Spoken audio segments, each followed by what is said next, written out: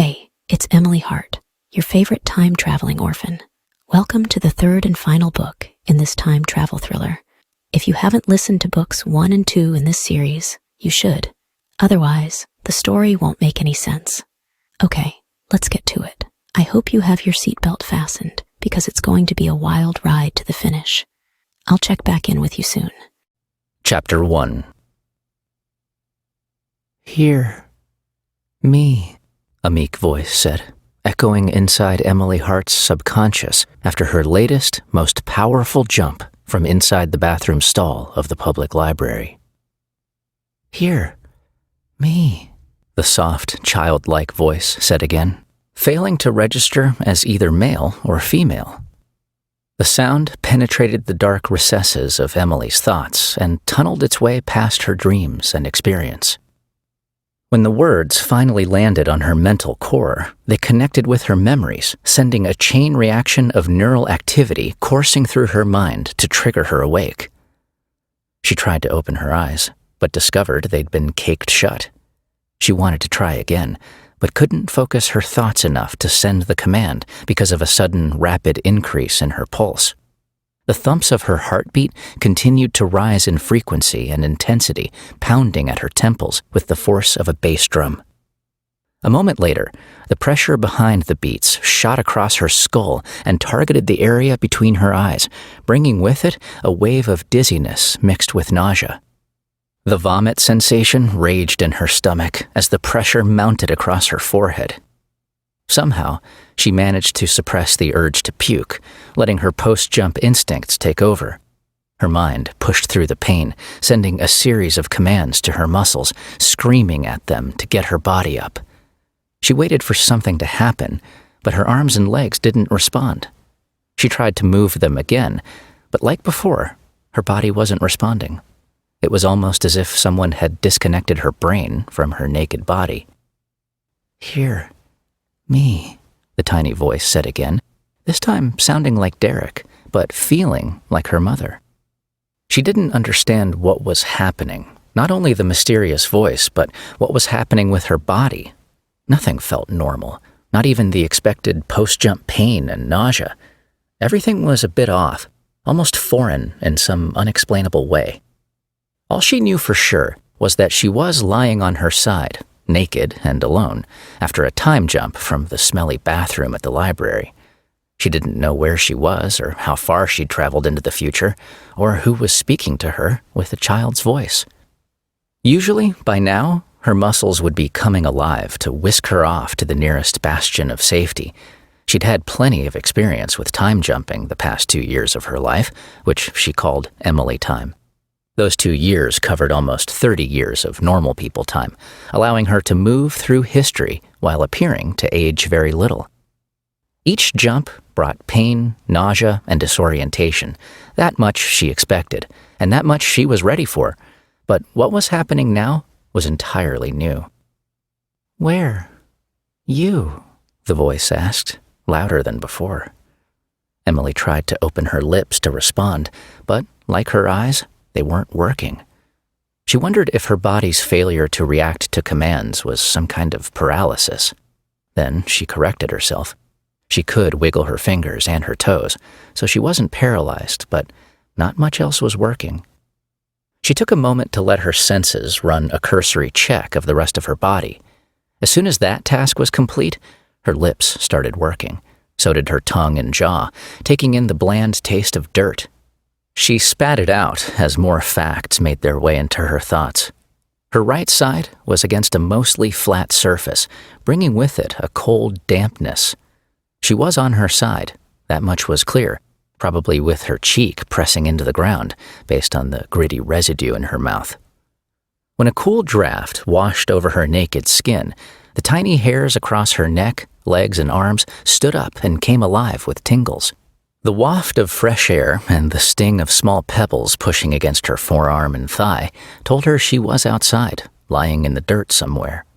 The lack of Arizona sunshine caressing her skin meant it was nighttime too, which would explain the cold dampness. "Hello? You?" the voice asked, returning from the darkness. The voice was closer than before, helping her realize the words weren't finding their way through her ears. They were coming from inside her mind, just like the thoughts she'd heard from the abductors the night of the taking, the same night she started jumping through time after her mother was tortured and killed. She began to respond to the voice, but stopped when the pain in her forehead intensified to an unbearable level. Her mouth sucked in a gasp of air and groaned as tears welled in her eyes. "Alone? Me?" the voice said, this time sounding anxious and afraid. She wanted to answer, but the pain kept her lips silent. All she could do was send a response with her mind, hoping it would somehow find its way to the voice. "I'm here," she said with her thoughts. "Here, me," came an instant reply, sounding excited and no longer scared. An overwhelming feeling of tenderness and warmth came out of nowhere, numbing the pain in Emily's forehead. Then the blissful sensation faded away, turning into only a speck of awareness that she knew was floating deep inside her consciousness. It was a strange sensation, reminding her of the beauty and wonder of a distant star traveling alone in the vast emptiness of space. She grabbed for it out of desperation, wanting to pull the heavenly feeling closer to her heart, but couldn't reach it. What the hell was that? She asked herself quietly, wondering where the bliss had come from. A moment later, the intense pain returned, and so did all of Emily's memories, pouring into her synapses without any resistance. The facts behind her most recent jump bubbled to the surface, lining up like a string of dominoes ready to tumble. Derek, sex, the bathroom at Burton Bar Library, the medical test, the white pea stick. Then it hit her. "Oh my God, I'm pregnant." Right then, she remembered what triggered the time jump from the women's bathroom, the blue plus sign. At the time, her head was prepared to witness the results, but her heart wasn't, and it freaked her out. It's not every day you realize you're a time-jumping homeless girl who's pregnant. Derek woke up with a terrible crick in his neck. He'd fallen asleep, again, with his face in a textbook. It had already happened twice before that same night, both times while sitting at the study table in the kitchen of his new group home in Glassford Park. He was still getting used to the place after moving away from the initial group home he'd been assigned to after his release. The minute his first year of probation was over, he'd gone in search of a new home, one that would keep him closer to Emily's last known location. His days in the juvenile detention were a distant speck in the rearview mirror, but he knew it would take only a single hiccup to send him back to the shit, and that was something he promised Emily would never happen again. The new crib wasn't anything like the first, which was exactly why he'd picked it. Gone were the early curfews, bed checks, and strict rules about visitors and video games. His new residence was much more palatable than the last, which is what he needed to succeed. During that first year after early release, he jumped through every hoop the state of Arizona had put in front of him. It wasn't easy, but he'd earned his freedom. Freedom that would last as long as he attended school, kept his grades up, and showed up on time for the monthly meetings with his probation supervisor.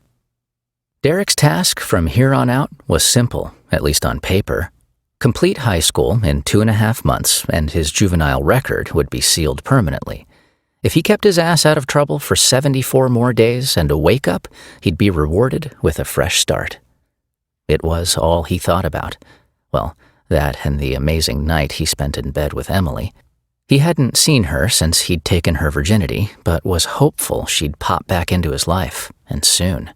Otherwise, he wasn't sure how he was going to stop the ache in his heart from spreading. He used both hands to peel the pages of the book from his cheek as he lifted his head and sat back in the chair. His eyes moved in search of the clock and found it. 2:07 a.m. "Damn," he muttered. "Another late night." He shut the book and stared at the title embossed in gold thread on its antique-style hardback cover. The Importance of Being Earnest.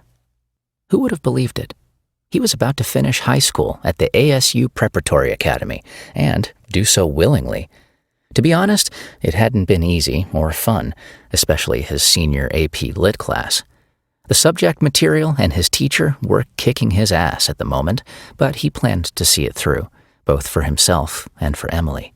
He'd given her his word, and he intended to keep it. It was important to him not to let his girlfriend down, even though he hadn't seen her in what seemed like ages. He didn't know where she was, but his heart could sense she was alive and thinking about him, somewhere. They had a strange bond that seemed to transcend the laws of physics, connecting the two of them across the reaches of time and space. Who would have believed that a flawed, shallow-minded street thug would have ever found peace? The kind of peace that centers a young man and keeps him from straying back into the darkness surrounding temptation. Emily was a special girl, and unlike any other he'd been with. The night they consummated their love, he tried to tell her about all the other girls, but in true Emily spirit, she rose above the desperate need to know and refused to let him explain. He wasn't sure how or why, but she accepted him unconditionally. Even with his endless faults and mounds of baggage, she could push past it all and look into his soul. Derek slid the book to the corner of the desk. He stared at the cover for a few seconds, tracing the contours of each letter with his eyes. "The importance of being earnest," he mumbled, wondering about the timing of the assignment. Was the subject matter simply a coincidence, or was the teacher trying to tell him something? He wanted to be earnest in everything he did, but without Emily at his side, he wasn't sure if he could. Regardless, he'd be glad when his eyes scanned the last sentence on the last page. It would mark the final paper he'd have to trudge through before graduation. Even though he didn't like much of the read thus far, it was still far better than the strange Narrows of Time book he'd been forced to read in his cell of the Durango Juvenile Detention Center. Derek leaned back, closed his eyes, and let the beautiful face of his favorite girl come back to him, soaking into his heart with the float of a feather. He knew it might be months or even years before he saw her again, but he was okay with it. As long as she eventually came back to him, he'd be a happy man. Just then, a poignant phrase from the odd time travel book he'd read in juvie sprang to life in his head. Time finds a way. He sighed, not knowing what the author meant by that phrase. Not that it mattered, just more meaningless drivel from a long-winded hack in the northern mountains of Arizona. He stood up from the table and made his way through the darkened house to the bedroom he shared with just one other person, another perk of jumping through the state's hoops, a group home with fewer roommates. He undressed and hopped into bed, sliding under the freshly washed sheet, feet first. His head hit the pillow, then his eyes closed with the vision of Emily's piercing blue eyes and her comforting smile fresh in his mind. Chapter 2. A pregnancy. That was the clue Emily needed to solve the mystery of who'd been speaking to her. Right then, she knew the voice in her mind was coming from the fetus growing inside her womb. Somehow, the energy of the time jump process had awakened and amplified her baby's consciousness, and now it was communicating with her. However, the voice wasn't flowing into her the same way her gift of second sight did. Her second sight involved sensing the inner feelings of other people when they were emotionally charged and looking directly at her. Sometimes her second sight would allow her to read their thoughts too, but only when those thoughts were being supercharged by emotion. The stronger the emotion, the better she could sense what they were thinking. She wasn't exactly sure how it all worked, just that it did, but only when the other person was focused solely on her. However, the voice inside was arriving differently and didn't involve emotions, at least not directly. The voice came to her as words in her mind, actual words, not thoughts, and certainly not as emotions. But how? How could a fetus have words? Even if it had a consciousness, how could it form words in her mind? It was only a couple of days old. It didn't make sense unless the baby inside was gestating faster than a normal human fetus. Maybe the genetic experiments aboard the ship had something to do with it. It wasn't out of the realm of possibility, not after everything else that had happened to her. She knew normal rules didn't apply to her or her body, not after the night of the taking. Then, by extension, it seemed logical to assume normal rules didn't apply to her new baby either. If that was true, then anything was possible, including a baby who was growing and developing at a rapid pace. If she was right, then the baby must have been connecting to her telepathically through a direct neural link, much like what she'd experienced with the ugly heads who'd abducted her and her mother on their way to church. That same night, her time-jumping ability began after they performed painful genetic experiments on her body. An unborn baby knowing words wasn't all that different from the heinous creatures on the ship knowing English. Somehow, their thoughts came to her in a way she could understand, in English. Maybe her communications with the fetus were happening in the same way, as telepathic thoughts directed solely at her. Thoughts that were being interpreted and translated by her mind as words. If true, then the baby was speaking directly to her and doing so in her thoughts, almost as if it knew she was its mother. Wait, not it. He, she muttered, correcting herself after suddenly being able to sense the baby. The fetus was a boy, a son, Derek's son, a beautiful, innocent soul growing inside her, a microscopic person who was just starting his precious life. Holy crap! That meant she was going to be a mother to someone, a homeless, time-jumping mother who couldn't keep her own life straight. She gulped, forcing the bulge down her throat. A heartbeat later, she could sense even more of her son than before, almost as if his consciousness had just doubled in size. It was clear the psychic connection was growing in strength, much like the fetus inside. If the baby was developing faster than a normal child, then she figured the strength and clarity of the connection would grow quickly as well. She exhaled, realizing it was all a little too much to handle all at once. She was still exhausted from her latest jump, and her body hadn't started working properly yet. And now this, the revelation of a telepathic baby boy, a son who was growing at an accelerated rate. Emily couldn't stop the tears when they came, and truth be told, she didn't want to. She needed a release. Crying was something she hadn't done much, at least not on purpose, since she'd started jumping through time. So, with her eyes caked shut, she lay there, naked and curled in a ball, and let it happen. First, tears of joy came, and they felt wonderful, confirming, liberating, exactly what she needed. Unfortunately, the heavy moment didn't last long. The tears of contentment soon changed into tears of sadness when the reality of her predicament took hold in her mind. Her heart sank in her chest, which felt like a 10-ton truck had just parked on it. How could she be pregnant? How did she let this happen? All she did was let her guard down one time and have sex with Derek, the pretty boy with a smile that melted her heart. And now, this. Maybe if she stopped thinking about it, the blissful feelings would return? She tried, but she couldn't stop thinking about her growing list of problems and how she'd gotten into this mess. It all started to go sideways when she'd broken 2 of her most important rules for survival. Rule number 7, never get involved. Nothing good ever comes of it. And rule number 10, no boys.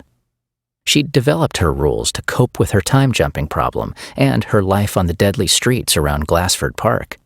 They existed to keep her safe and keep her focused. She knew better, but she willingly let her heart and her hormones convince her to break free from her rules. And now look at her. She was lost, homeless, and pregnant. A soon-to-be teenage mother with no future and nobody to help her. A time-jumping mother who had no idea where she was or when she was. Sad? You? The baby asked her, grabbing her focus. Yes, Mommy's sad and angry. With me? No, sweetheart, not with you. I'm sad and angry with Mommy, she told her child, realizing everything she was thinking and feeling was affecting her baby. If she wasn't careful, she'd harm her baby emotionally. Right then, she decided to end the poor Emily pity party and focus on her son, the tiny speck of life relying on her for everything. Questions about her baby wanted to spill into her mind, 1,000 questions she'd have to answer eventually, but she chose to push them away for now, because she knew that before she could take care of her child, she had to take care of herself. And to do that, she needed to follow her post-jump to-do list, now more than ever, with 2 lives depending on her. The checklist items appeared in her mind: clothes, food, and a safe place to stay. Time to get up and moving, she decided. She tried to open her eyes again. This time, her eyelids worked, probably because her tears had softened the caked-on gunk covering them. Darkness came at her eyes first, then the dull flicker of light from a string of low-voltage yard lights on the left. From what she could see and feel, there was grass all around her. It was thick with dew and at least 3 inches tall.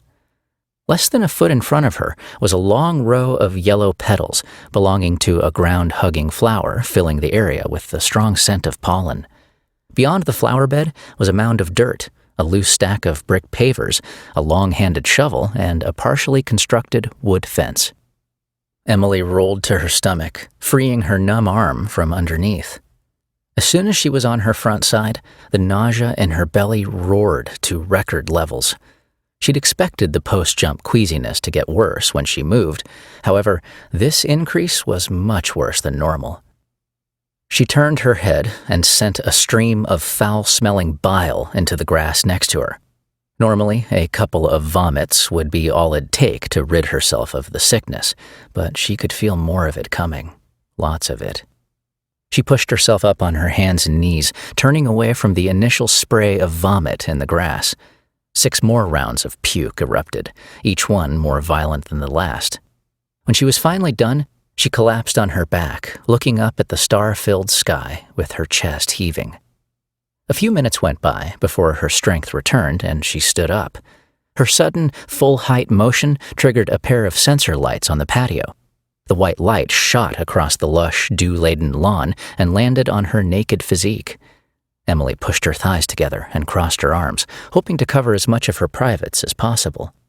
She studied the back door and the windows across the house, but no one appeared. No lights came on in the house either. She must have been alone. Emily was thankful nobody saw her, but she still hated this part, always coming out of a jump without any clothes. Sure, she'd done it countless times before and knew it was coming, but it didn't make her total embarrassment any easier. She never knew who'd be watching when she arrived. No matter where she came out from a jump, it seemed like someone would always be staring at her. Whether it was some creepy old guy with a drooling problem or a mall full of women and children, she still had to deal with it. She hated her body, every inch of it. Her hair was always a mess, and her hips were too thin, and let's not forget her bony knees and chicken legs. They both made her look anorexic. Plus, even though she was a C-cup, her breasts were still way too small. Her best friend Stacy had the perfect body, a body Emily wished she had. The boys were all over her curves whenever they used to go to the mall, all the while ignoring anyone else in the area, like Emily.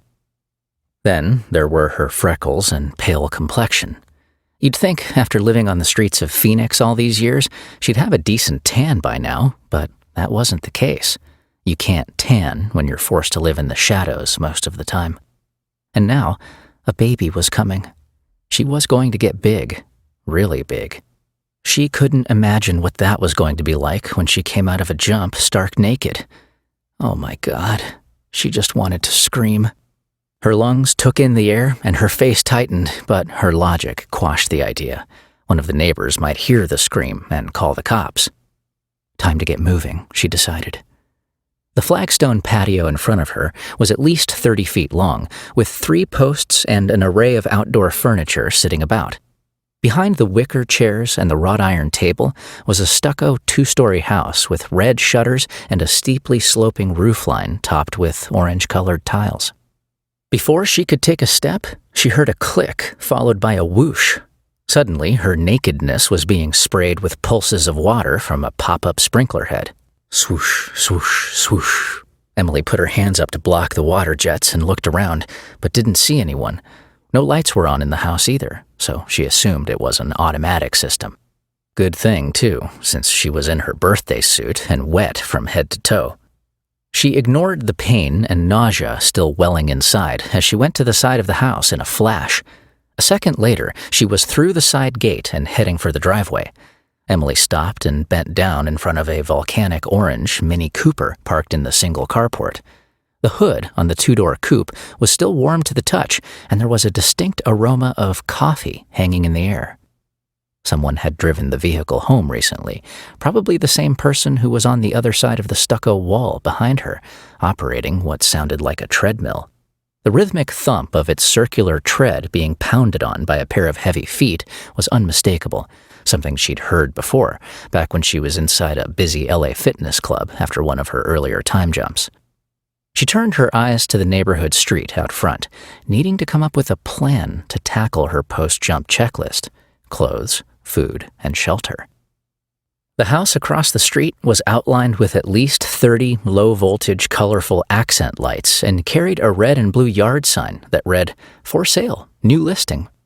She didn't see any cars in the house's twin carport, and it didn't appear any of the lights were on inside, though it was hard to know for sure with all of the window shades pulled down. The bushes along its front walkway were growing wild and in need of a good trimming. Plus, she could see a loose stack of newspapers sitting near the base of a red mailbox that was leaning a few degrees to one side. The white yard light at its base gave her a good look at the papers. One of them was still the usual white color, but the rest were yellow from what she assumed was sun damage. Might be vacant, she thought, needing a place to hide. Maybe there are some clothes in one of the closets or a box of stuff I can wear in the garage. Need to check the attic, too. Emily considered all the facts: the dew-covered lawn when she first arrived, the sprinklers kicking on, the person working out on the treadmill after driving to get coffee, and the freshly delivered newspaper across the street told her it was early morning. If she was right, then the speck of sunlight now peeking above the horizon to her right meant she was facing north and sunrise was only minutes away. She needed to get moving and find a place to hide before the entire neighborhood was out and about for the day. Someone would certainly notice a naked, wet teenage girl running around and call the cops. The last thing she needed was the cops. Her history with them was usually less than cordial. In fact, most of the time, they were part of the throng of people who'd been hunting for her. Them and the orange men who carried their metallic briefcases everywhere they went. There weren't any alarm company stickers on the windows of the vacant house across the street, nor was there an alarm company yard sign, so she decided to slink past the Mini Cooper and made her way across the street in a dash. She covered her bare breasts as she ran, tiptoeing across the asphalt with her bare feet until she made it to the side gate. She pulled the string to release its latch and went inside, heading to the neighbor's backyard. The landscaping behind the house was also covered in yard lights, allowing her to see some of its detail. There was a kidney-shaped swimming pool ahead of her, with a twisting play slide on one side of the water. A portable basketball net sat unused on the other side, resting on a pair of wooden skids near the water's edge. She went left and found herself standing in front of a raised, screened-in porch. Her feet took her up the 3 steps, where she pulled at the screen door's handle. It was locked and wouldn't spin. She tried again, applying more force, but again it didn't open. She went back down the steps, turned around and plopped her butt down on the top step, needing to figure out what to do next. Up until now, she'd always managed to find a place to hide when she came out of her jumps. Once that was in the books, she'd make a plan to tackle her post-jump to-do list.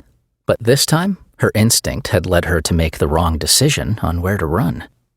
"Figures," she mumbled, thinking of her baby. Just when she needed it most, her logic and her luck had failed her. Plus, the post-jump pain in her body was still there and bordering on becoming unbearable. It had never been this bad before, nor had it lasted this long. It was obvious she needed time to recover, and that meant she needed sleep, lots of it, for herself and her unborn son. "Cold. Me," the baby's voice called out in her mind. "I know, sweetie. Me too. Mommy's working on it," she said, feeling the nausea rise up her throat. She leaned forward to puke again, and again, each time wrenching her gut. When the vomiting finally ended, she paused to catch her breath, then wiped her mouth off with the back of her hand. She went to stand, but a wave of dizziness found her. Her head spun wildly, sending her backward into the stairs. The bottom step caught her heels, sending her off balance with her elbows leading the way. Her elbows and backside smashed into the screen door, tearing the material away from the aluminum frame. Time slowed down to frame-by-frame motion as gravity took over. Eventually, time resumed at normal speed when her back hit first along the floor inside. She cried out in pain when the sudden thump knocked the wind out of her. She turned onto her side and tucked into a ball while her lungs gasped desperately for air. Despite the pain across her body, all of her thoughts were focused on one thing: the health and safety of the life force growing inside her. "Mommy, okay?" the baby asked her before she could do the same. "Yes. How about you, honey?" she sent back, worrying the painful tumble might have harmed her son. "Cold. Me," her son said again, seemingly ignoring her most recent question. Then again, maybe the baby didn't understand her question. She'd already gotten comfortable with the communications and had forgotten her child was still learning. It would take time for the baby's mental abilities to mature, and she'd need to be patient. She needed to teach her son everything she could before he arrived in the world. Her world. The crazy, inexplicable world of a time-jumping, telepathic mother. Chapter 3. Emily stood up and followed the string of nightlights, hoping they'd lead her to the kitchen of the vacant house she'd just broken into. As soon as she turned the next corner, a bank of overhead lights beamed on.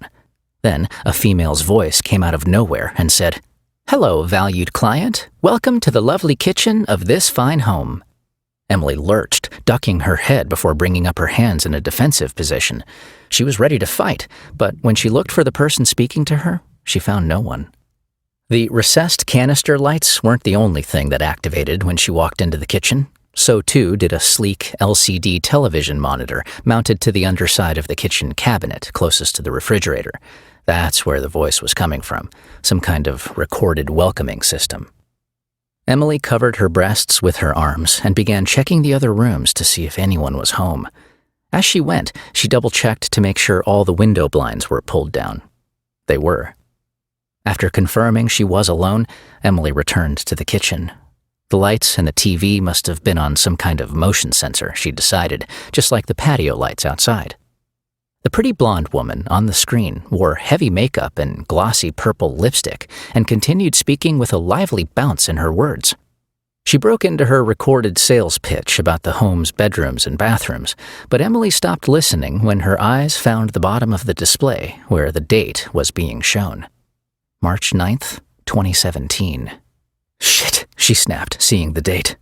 "Mommy?" the baby asked. "I'm okay," she answered, realizing she needed to watch her tongue and her thoughts. Impressionable young ears and all that, even when they belonged to a microscopic human being. A child who was probably growing faster than any human in all of recorded history. The date told her she'd traveled over 2 years into the future, sending a powerful sting into her heart. It skipped a few beats as she thought of Derek, Junie, Jim, Dwayne. 2 years? Are you kidding me? They must have all been worried sick about her. Derek most of all. 2 years? The baby mimicked back. She didn't know if the child understood the meaning of the words, so she sent back a string of thoughts and images to explain the concept of time as best she could. The imagery included a circled date on a calendar, a birthday cake with layers of thick white frosting, a single balloon, and a visual of a dark-haired boy sitting at a table in front of them. She flashed the sequence again, this time showing the boy a bit older and with 2 balloons instead of 1. Right then, her senses roared with the taste of the creamy frosting, making her lick her lips and moan with pleasure. "Yum," the baby answered, obviously understanding some of what she'd just taught him. She smiled, realizing the pain and nausea inside her stomach was gone. She didn't know if the pleasant birthday thoughts had sent the discomfort packing, or if the baby's newfound sense of pleasure might have had something to do with its disappearance. Not that it mattered. It was gone, and she was thankful. Emily looked around, taking in the rest of her surroundings. The kitchen wasn't like any kitchen she'd ever seen, nor did the stunning accoutrements match the run-down appearance of the front yard's overgrown landscaping. The black marble countertops were offset by sleek chrome appliances, including an enormous refrigerator standing against the wall to her right. Its transparent, all-glass door let her see inside and take inventory. An assortment of soda cans, 2 shelves filled with bottled water, and a gallon-sized plastic Ziploc storage bag on the topmost shelf.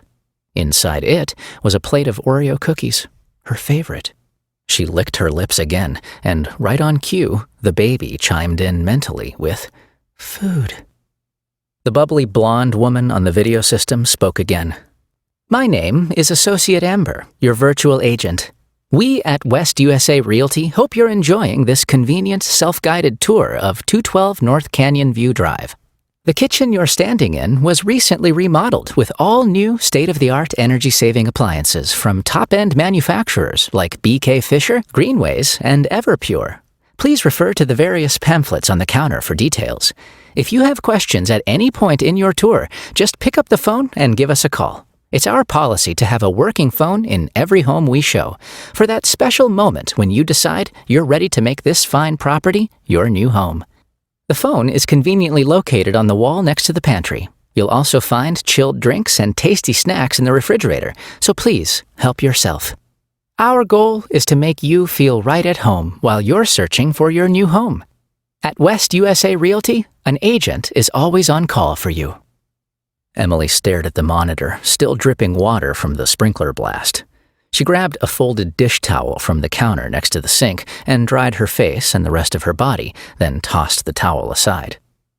Amber's smiling face was now frozen in time on the screen, caught in the last frame of the recording. The girl's wide grin threatened to overwhelm her petite face, revealing large, perfect teeth that were beyond white. Emily thought the image must have been doctored.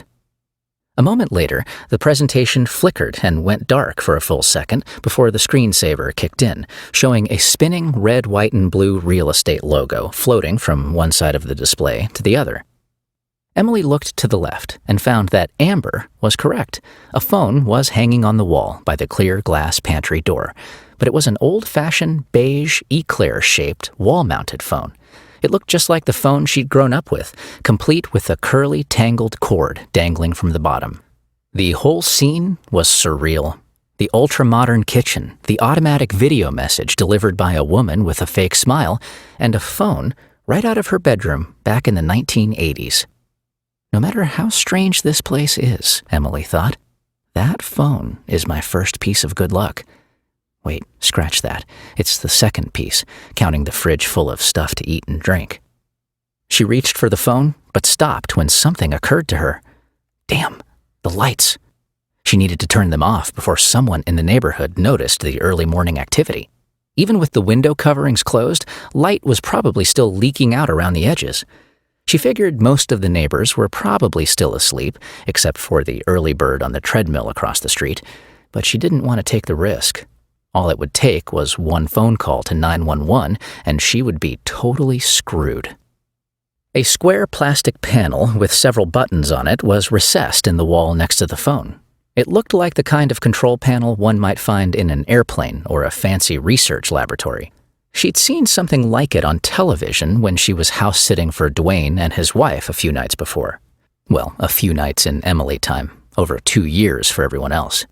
It was the same night when she'd lost her virginity to Derek and gotten pregnant. But that wasn't the only unexpected event that night.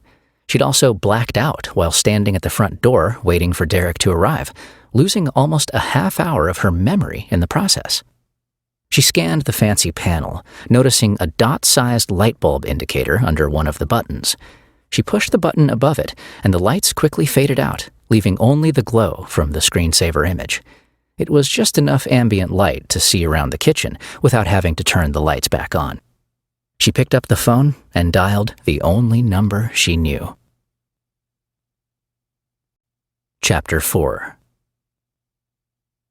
The cell phone on the nightstand next to the king-sized bed vibrated like an angry insect. The rattling noise was amplified by the wooden surface, which was the main reason why Dwayne Morris put it flat on the table every night before he hit the sack. Its position and placement allowed him to hear the clatter from inside a deep sleep, just in case a member of his security team was trying to reach him about a situation at work. But at the same time, the noise wasn't too loud, allowing his wife Nora to remain asleep next to him.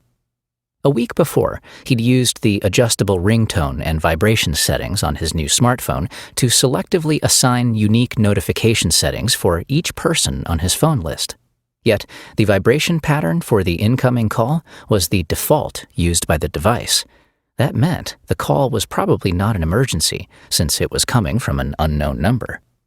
It was a logical assumption, but then again, with his security company's night shift crews patrolling 3 different shopping center locations around the Phoenix metro area, he couldn't be sure. His paranoia kicked in, reminding him that someone might have been calling from a payphone somewhere, or possibly using someone else's cell. There were a number of reasons for an unknown caller buzzing his house this early. Since Dwayne wasn't one to leave his people hanging, he decided he needed to answer the call. He rolled over and picked up the phone, being careful not to wake the boss of the house in the process. He looked at the caller ID. He didn't recognize the number, but still wanted to answer it. Before he could run his finger across the screen, the phone stopped vibrating and the display went dark. The caller must have gotten tired of waiting and hung up, he decided. Relief hit his chest just as the phone's LED clock ticked on to the subsequent minute. There was still time remaining before he needed to get in the shower before work, so he could catch some additional rack time. He exhaled and put the phone back on the table, knowing that if it was important, the caller would ring him again. Hopefully not until after his entire household was awake and he'd fired down a fresh pot of joe. But no such luck. The moment his head hit the pillow and he closed his eyes, the phone began vibrating again. This time, he answered the call before the annoying device could vibrate a second time, pressing the phone to his ear as he sat up and swung his legs off the bed. "Dwayne Morris of Morris Security. How may I help you?" he asked in a whisper, glancing at his wife behind him. She was still tucked under the edge of the covers and snoring away, lying with her back to him. "Dwayne, thank God!" a young female's voice shrieked across the phone's receiver. "I'm sorry. Who's calling, please?" Dwayne asked, standing up and planning to step into the hallway and close the door behind him. The caller said something, but Dwayne couldn't hear the girl's voice, not with Nora suddenly bombarding his ears with, "Who the hell is calling so early?" He spun his right shoulder around, just in time to see Nora sitting up in the bed and aiming her angry eyes at him. "Who is it?" "I don't know yet, baby," Dwayne said. "Go back to sleep." He left the bedroom and went down the hallway and into his modest home office. He shut the door. "I'm sorry, I couldn't hear you. Who is this?" "Dwayne, it's me, Emily." The words caught him by surprise, sending his backside falling onto the seat of a swivel chair. It was sitting in front of a mahogany roll-top antique desk that had been in his family for generations. The desk featured a louvered cover with beautiful inlaid maple carvings along its center, which he rolled up to make room for his elbows. Dwayne took a moment to process the revelation, his mind still not functioning properly without his usual caffeine fix. He cleared his throat. "Emily? As in Emily Hart?" "Yes, Dwayne. How many Emilys do you know?" the girl said with attitude. Sorry, he said with a stammer, feeling more awake now. "Just surprised to hear from you, that's all. It's been, like 2 years? Where you been, girl? We've been worried." "I know, Dwayne. I'm sorry. I didn't know who else to call." "You okay? What's wrong?" "I need help." Okay. Tell me, where are you? Are you in trouble?" "No, not exactly. Dwayne, it's complicated. I think I need Nora. Can you send Nora? Please? Just Nora? She'll know what to do." "Nora's in bed, but I'm sure she'll want to help as soon as I tell her you're back," he said, pausing to find the proper words. "She's concerned about you. We all are." "Thank you, Dwayne. I trust her, and right now I really need her. Sorry I've been gone so long. There was nothing I could do about it." "That's okay. Now tell me where you are. Do you know where you are?" "I think so. It's 212 North something," Emily said, her voice trembling.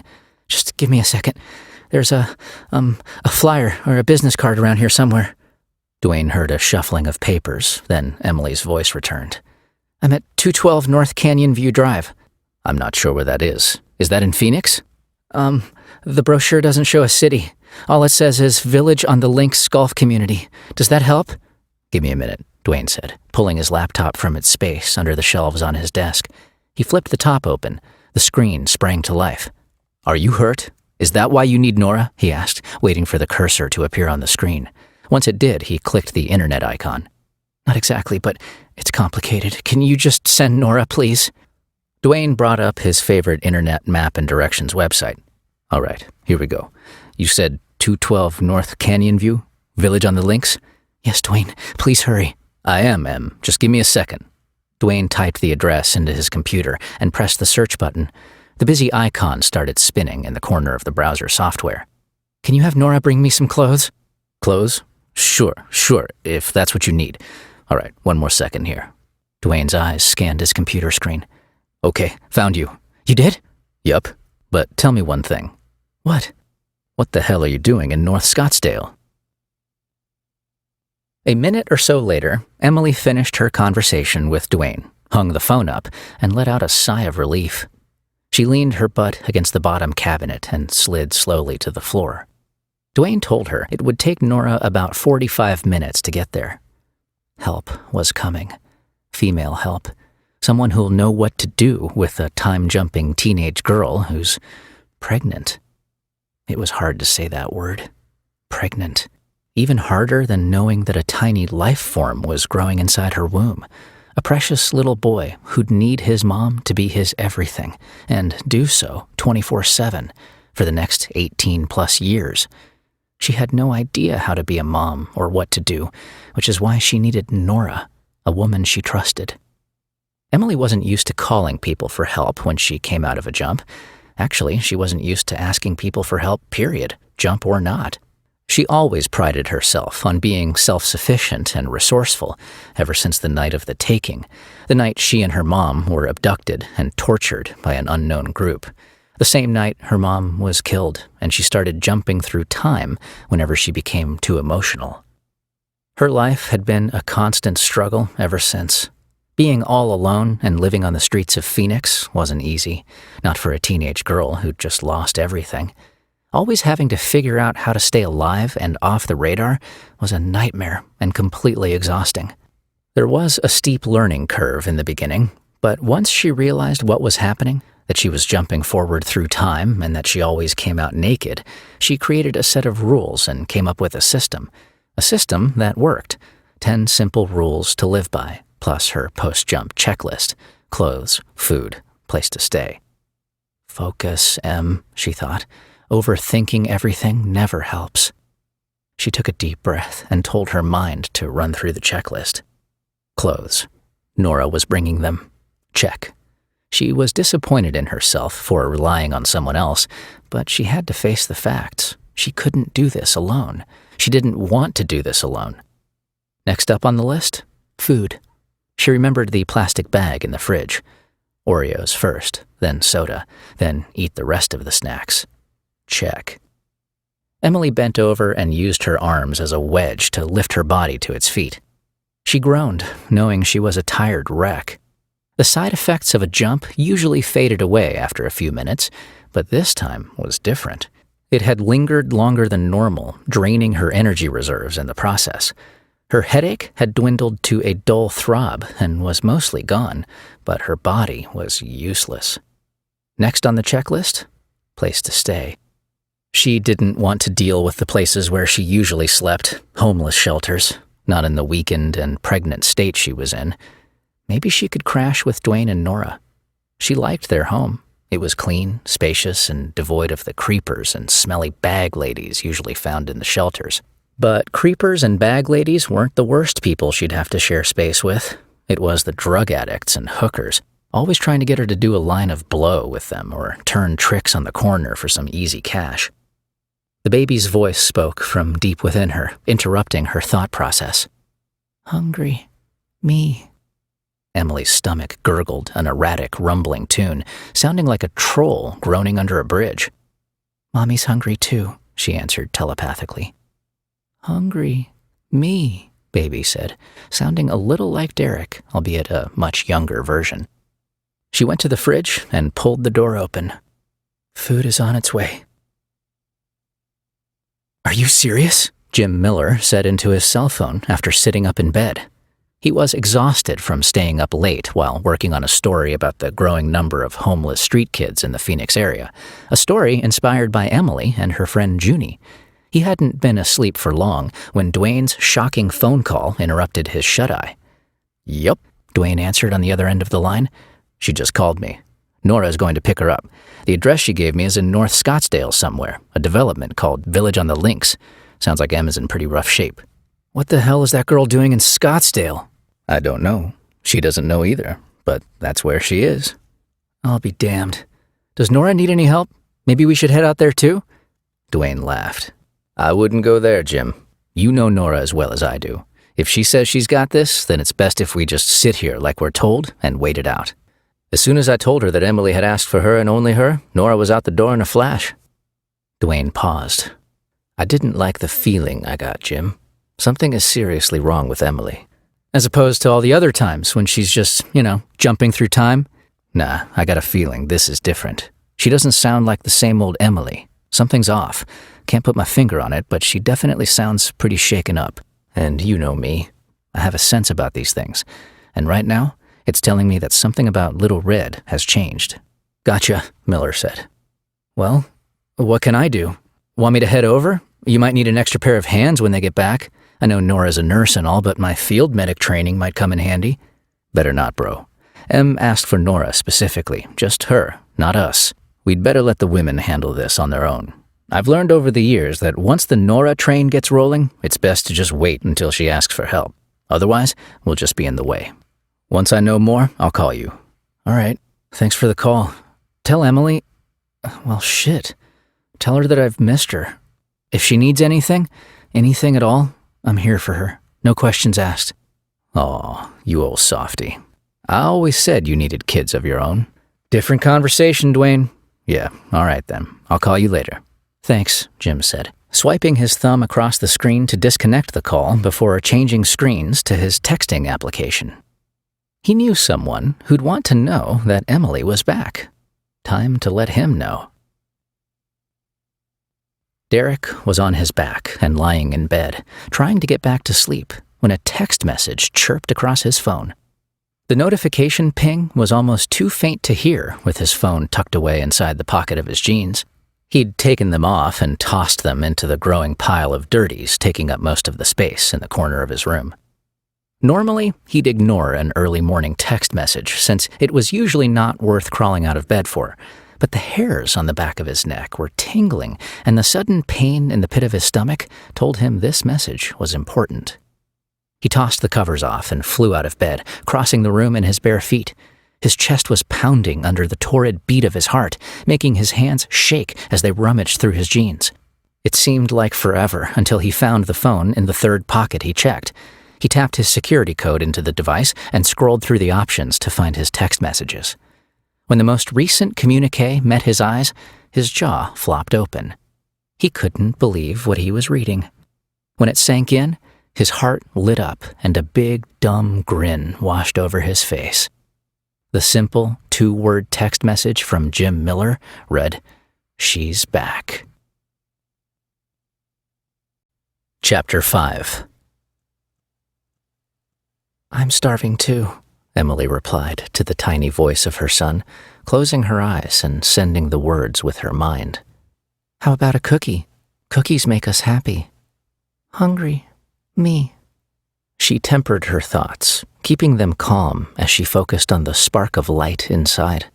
She sent him feelings of comfort and joy along with her words, and visualized herself hugging a child, a baby boy, in her arms. Happy. Me, came the reply. A feeling of warmth rose up inside her, knowing that the baby understood her message. Then, the tiny being changed its tone abruptly from happiness to discontent. Starving.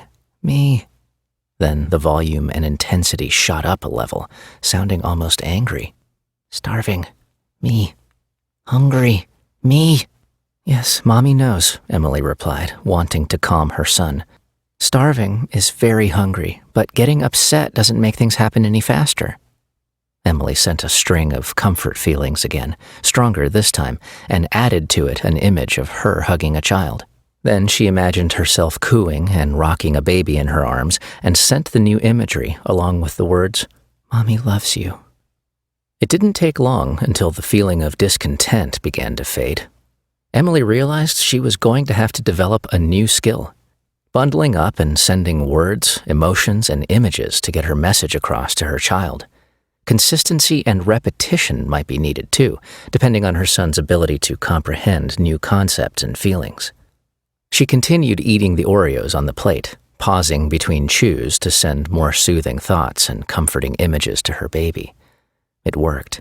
A feeling of warmth rose up again, bubbling with a tingle along her spine. Emily now understood that feeling to be a response, and it meant her son was happy and content.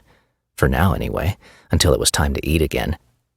Going forward, she was going to need a much bigger supply of food, meaning her life on the streets would now be that much harder.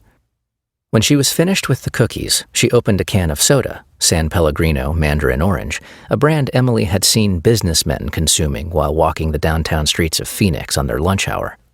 Those same men were usually eating a premium hot dog smothered with onions and jalapenos from one of the many street vendors peddling food from their pull-behind carts. She remembered the tantalizing aroma, bringing back fond memories of her days with Junie, the precocious young girl with a dangerous shoplifting habit. Emily wondered how her skinny friend with the super-fast legs was doing. And what about Junie's deadbeat of a mother?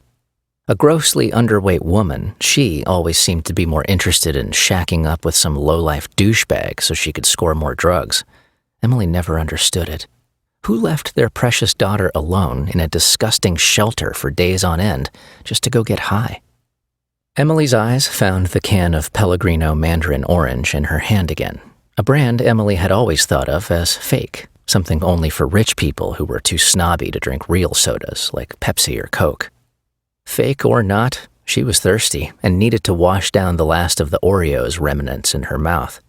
She brought the can to her lips and downed half of it in 5 rapid gulps.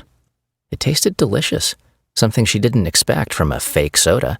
Then she belched like a drunken college student and giggled. "Mommy, funny," her baby sent back. She smiled. "My baby boy likes burps." Emily finished off the can and crushed it in her hand, letting out another 3 burps. More joyful thoughts came from her baby, making her happy as well. "Want more food?" she asked her child, wrapping it with a smile and the warmth of a hug. "More. Me," said her boy. The words were accompanied by a feeling of anticipation. She tore into the other items in the fridge, ripping the plastic wrappers off the deli mini sandwiches. There was also a quart-sized container of something sitting on the next shelf that looked like takeout left over from someone's meal, Chinese food by the looks of the container and the stenciled markings on its side. The light inside the fridge illuminated a shadowed outline of its contents. She could see it was 3/4 full. Emily grabbed 2 handfuls of stuff from the shelves and plopped her ass back down on the floor. She began shoveling a mixture of the sandwiches into her mouth, then planned to tear into the takeout food next. Item number 2 on the post-jump list. Food. Check. Just need to finish. Eating for 2 now, so can't stop yet. She leaned against the base cabinet and let the food settle in her stomach for a minute, catching her breath. Deep inside, the sense of warmth that she'd identified as happy returned in full force. "Food. More. Me. Please, Mommy. More," the baby said, suddenly expanding his vocabulary. She could feel his mental presence digging into her thoughts and emotions, absorbing them 1 engram at a time. He must have been learning from her on his own, getting smarter and more aware with each passing hour. She pulled off the top of the styrofoam container, dipping into what looked like potato salad with 2 fingers like a shovel. She didn't realize that Chinese restaurants served potato salad, but cool. She was hungry, and so was her child, so it didn't matter. She crammed 2 loads into her mouth and swallowed them before noticing something she hadn't seen before, a torn receipt stuck to the bottom. She pried it off and read it. The date was from 2 months earlier. Shit. She checked the torn slip of paper again. It didn't say potato salad. In fact, all it had was the date and a total of $35.72. She crumpled the receipt in her hand and slumped backwards. She didn't want to face it. Spoiled food? How could she have been so careless? She put the container to her nose and took a whiff. It smelled okay. Maybe it wasn't rancid?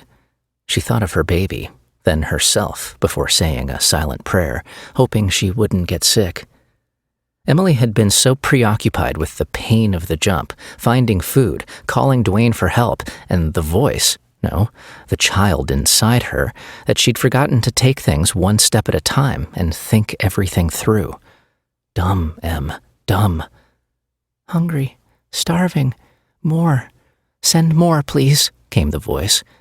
The emotions coming from her baby were powerful and much stronger than before. In fact, the emotions she was getting from him seemed to be escalating. She didn't know why this was happening, and it was making her worry even more. He was calm for a minute, and now he was the opposite, like she'd triggered something. If that was true, then it must have been her worry about eating spoiled food. But she didn't remember sending those thoughts or emotions across the link. Oh no, she told herself after a new idea entered her mind. Her emotions, especially negative emotions, must have always been affecting those of her child, even when she didn't purposely send them. That meant they were constantly tethered to each other emotionally. Sending emotions as part of a telepathic message wasn't always needed, not unless she was feeling something different than what she wanted to send to her son. Her anxiety and worry became his anxiety and worry, and somehow the two of them together must have been amplifying both sides of the emotional link. That's why her son's emotional state appeared to be intensifying. So was hers. It was almost like their shared emotional states were bouncing off one another and raising the intensity each time a wave of emotions crossed the link. What if the two-way bouncing process became a runaway event? If it did, it might send her into another powerful jump through time, and that couldn't possibly be good for her baby, especially as he got older. She needed to get a grip, and do so right now. Emily cleared her mind, thinking only of bunnies, cute little fluffy bunnies with cotton tails, something sweet and adorable, instantly changing the mood in her heart.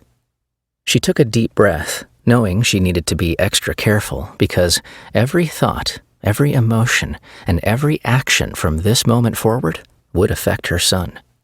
Then her thoughts turned to Derek. Her mind played a vision of his beautiful face and adorable smile. She scanned the memory and recognized where they were at the time, the master bedroom at Nora's house. She remembered the scene well. It was from their one and only night together, a special, magical night, the night she became a woman and got pregnant. Ew, the baby said across their link. Emily's mood changed again, this time to one of concern.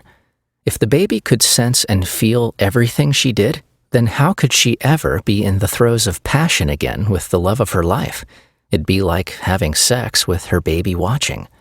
Oh my God, she said out loud, realizing nothing in her life would ever be the same again. Ever. Emily cringed. Now she needed to constantly deal with two people's needs, whether or not a time jump was involved. It was all a little too overwhelming. She didn't know if she could handle any of it, making the tears come. They started slowly at first, but then a torrent of emotions broke through, bringing with them a flood that soon covered her face and hands, running down her neck and dripping onto the floor. Inside, the baby was crying too, in his own way. She connected with his emotional state and realized she was hurting her son and teaching him pain, sorrow, and anguish, emotions she didn't want him to know, at least not yet, not until he was much older and could deal with them. She needed to stop the tears and return to happy thoughts, but her attempts at putting a halt to the waterworks weren't working. Then she remembered something from her past, Master Lu and his meditation techniques. Master Lu, the kindly old martial arts teacher who'd helped her in a much earlier time period between jumps. It seemed like a lifetime ago when she'd gone to him to learn self-defense and self-control.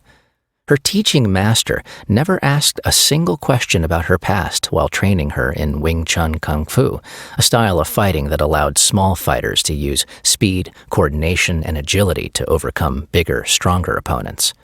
Master Lu also taught her breathing and meditation exercises, which she'd learned were just as valuable as the self-defense techniques.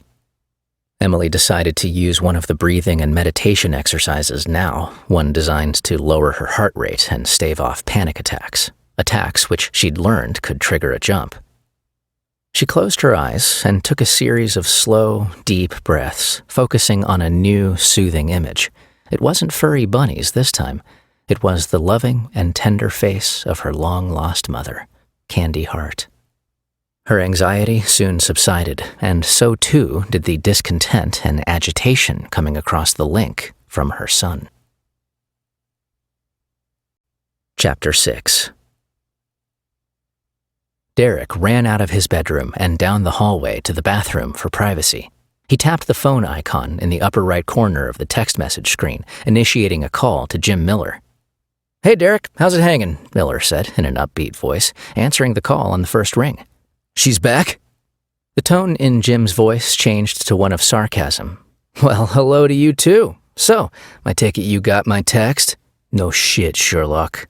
Jim laughed. Derek continued, feeling his face tense up. "Yeah, of course I got your text. That's why I'm calling. Seriously, dude. Emily shows up and all you do is send me a 2-word text? Are you kidding me?" "Easy now. It was a little too early to call, so I decided to text. I know how you young people like to sleep until noon. Besides, Emily's—" "Where is she?" Derek interrupted. "Is she with you? Can I talk to her?" "No, that's what I was trying to tell you. Emily's not here. Apparently when she got back, she called Dwayne and asked for Nora." "Nora?" "Yeah, Nora. Go figure. But regardless, Dwayne said his wife is on her way now to Emily. He called just a little bit ago and told me the news." "What else did he say? Did Emily ask about me?" "Sorry, Slick. I really don't know. Dwayne didn't say one way or the other." "Is she hurt? Where is she?" "Supposedly somewhere in North Scottsdale, but we don't know her condition, not yet anyway. But I'm sure Nora will call as soon as she gets there." "What the hell is she doing way out in Scottsdale?" "That's exactly what I asked," Jim said, laughing again, though it sounded a little forced, like he was purposely trying to keep the call light and friendly. "I have no idea, but that's where she is, though." "Holy crap, Jim. What the hell happened to her? Where's she been? It's been like 2 years. "I know. It's been a long time, but all we can do right now is wait. I'm sure Nora will take good care of her. Then we'll know more."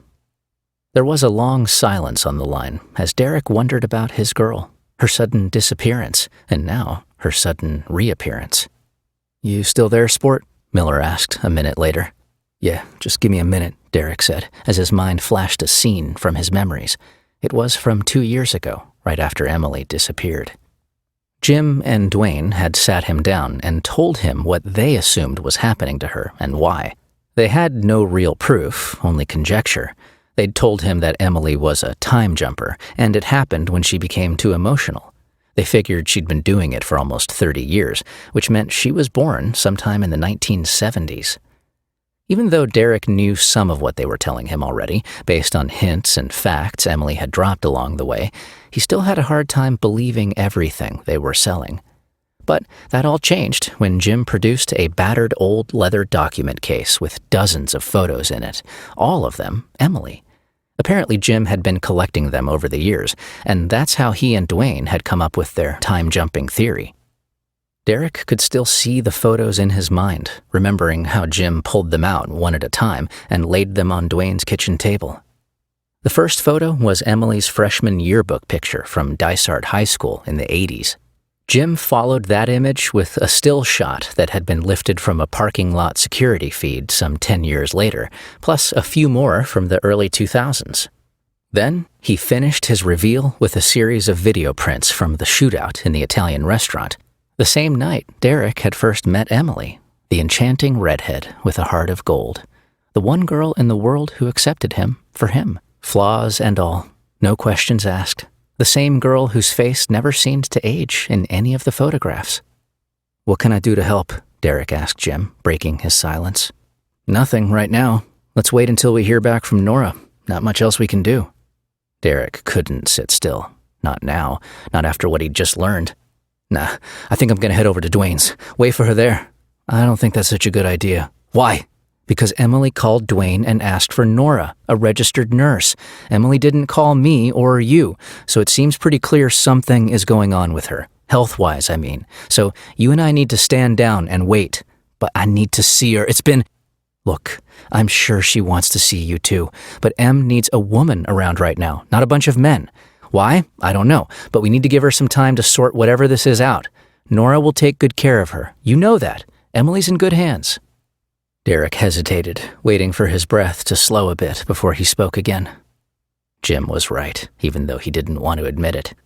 Yeah, okay, sure. Dwayne said he'd call as soon as he knows more. Shouldn't be too long. If you want, you can come to my place. No reason to wait there alone. Thanks for the offer, but I think I'm just going to chill out here for a while. Fine, I'll call you as soon as he calls me.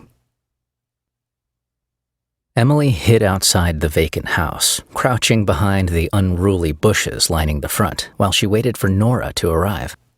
Most of the homes she could see across the neighborhood were enormous. She guessed they were all at least 5 bedrooms each, judging by their size. Most had colorful accent lighting in their front yards, little floodlights placed under shrubs, pointing upward, illuminating the front as if to say, "Look at how expensive I am. Don't you wish you lived here?" "Cold. Me," the baby said, breaking her concentration. "I know, honey, but it won't be long now. Nora is coming to help us. She's a good friend, someone we trust, someone who's going to help me take good care of you." "Okay. Nora, friend. Me, happy. You, happy." "Yes, Nora is a friend, and she makes us both happy." Emily practiced sending comforting images to her child as she kept a close watch on the deserted street. Her logic was helping her get the hang of the new communication protocol with her baby. It seemed to work best when she used a repeating threefold approach to teach her son something new. Word, image, emotion. Over and over, she'd send the stream until she got an answer back. Each time, she'd expand the word phrases, hoping her son would be able to grasp how vocabulary worked. If she could attach the words to emotions, he would remember them better. She knew the baby was always there, listening and learning, even when she didn't want him to. That was the hard part. Always being on her best behavior and always being under emotional control. Positive thoughts only, Em. Happy thoughts. It was going to be an exhausting 9-month ride until baby arrived. That was assuming, of course, it would take 9 months. Nothing about her mind or body was normal anymore, not after the night of the taking.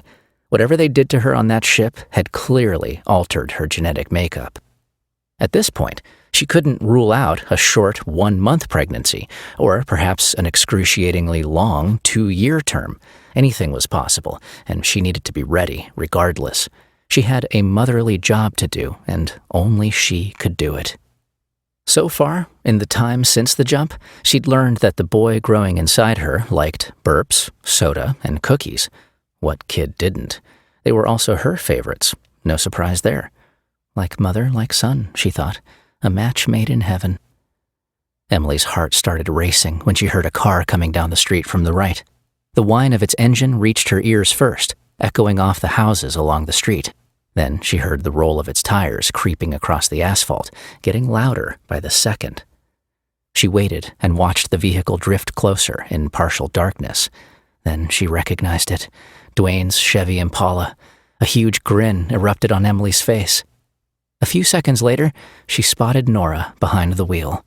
Emily would recognize Nora's tight, knotty dreadlocks anywhere. She scanned the interior of the Impala, but didn't see anyone else. Nora had come alone, just like she'd requested. "Nora's here, son," she whispered, while looking down at her belly. She rubbed the area around her navel with a gentle, smooth hand, sending a stream of happy thoughts. "Nora, friend. Mommy, friend. Me happy. Me cold," her child shot back. "Mommy is more than a friend. Mommy loves you," she said, sending a warm, loving scene of her holding the baby in her arms while singing a soft melody. The Impala drove past the house and then made an abrupt U-turn before cruising back at an accelerated pace. Nora pulled the Impala into the driveway, coming to a full stop halfway up the cement. Emily saw Nora lean across the seat and push the passenger door open, then the headlights flashed twice. Emily stood from her hiding place and ran, throwing herself into the car the moment she arrived. Nora was wearing her trademark green hospital scrubs and a look of deep concern on her face. Emily tried to lock her second sight onto Nora, but the link came up dry. "Thanks for coming to get me," Emily said, holding back tears. "I can't tell you how happy I am to see you right now." Emily threw her arms around Nora's neck, not waiting for a response. A moment later, her emotions cut loose, sending tears from her eyes. Nora hugged her back, holding her tight as Emily cried into her shoulder. "Shh, shh, shh. Everything's going to be okay, Em," Nora said, rubbing her back. "You're safe now, dear. I've got you, and I'm never letting go." A short minute later, Emily managed to stop the tears. Nora pulled back from the hug, motioning to the back seat. "I brought you some clothes. There's some bottled water for you as well. Just help yourself, child." "Thank you. I didn't know who else to call." "I'm glad you did. You know Dwayne and I are always here for you, no matter what. You know that, right?" Emily nodded, sniffing twice before wiping the tears from her cheeks. She reached over the seat and grabbed the neatly stacked pile of clothes sitting in the middle of the back seat. The first item was a cute navy blue top. Its label indicated it was from The Gap and was a size small. She slipped it up and over her head, pushing her arms through first before pulling it down over her naked chest. Nora put the car in reverse and pulled away from the house as Emily continued getting dressed. "Now, I'm not going to ask where you've been, because I figure you'll tell me when you're good and ready. In the meantime, I have to say, something is different about you. I can sense it. So, I have to ask, what's going on, young lady?" Emily waited while Nora swung her head around, put the car in drive, and stepped on the accelerator. She wanted to tell Nora everything. She wanted to blurt out her whole story on the spot, but she was terrified. She paused, trying to find the words. When they finally came to her, she answered in a cautious voice, her hands trembling. "I don't want you to be mad at me, Nora, but something happened. Something really scary and totally wonderful at the same time." "Go on, I'm listening."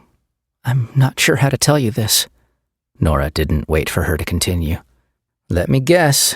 You're pregnant," she said, using a disappointed, motherly voice. "And I'm guessing that street boy, Derek, is the father? Am I right?" Emily nodded and gulped, not sure what Nora was going to say next. Chapter 7. A few minutes earlier, at the house next door. Ingrid Johansson loved getting up early to work out, and today was no different. She was already in a full sweat, lying on her back on a purple yoga mat in the upstairs exercise studio her successful husband, Paul, had built for her the year before. The studio was a birthday present. At least, that was the official statement they'd made to their family and friends. However, the truth told a different story. It was actually a makeup gift for an indiscretion Paul had with the next-door neighbor's slutty daughter last summer. The gorgeous girl was home from the university that weekend and tramping around the neighborhood, screwing all the men on the street. Ingrid couldn't bring herself to say the slut's name, but apparently the girl was on some kind of revenge quest for something her college boyfriend had done to her. The kids at her school even had a name for her sexual rampage. They called it seed farming, and Ingrid understood the meaning to be collecting semen from every man in a one-block radius. She decided to forgive Paul, especially since they hadn't had sex in the previous 5 years. Sure, some of it was his fault, but most of it was hers, having gained 60 pounds and letting herself go. She couldn't blame him for not wanting to touch her. She didn't like how she looked or felt, and she didn't want to touch herself either. At the same time, her sex drive was non-existent, and she'd moved into the bedroom at the far end of the hall, leaving him alone and sexually frustrated. Every woman knew that men were just cavemen with table manners. They had needs. It was genetic. It was something that had been hardwired into their DNA, something that could be traced back to the days of Adam and Eve, and it's how Earth had become so overpopulated. Truth was, only society had changed, enforcing the idea of marriage and monogamy. Deep down, she knew his needs would eventually win out and he'd cheat on her. Maybe on some level, her subconscious wanted him to stray, forcing her to finally get her act together. Paul's affair ended up being a much-needed wake-up call for both her marriage and her long-term health. Since then, she'd lost most of the extra weight, saving both her self-esteem and her marriage.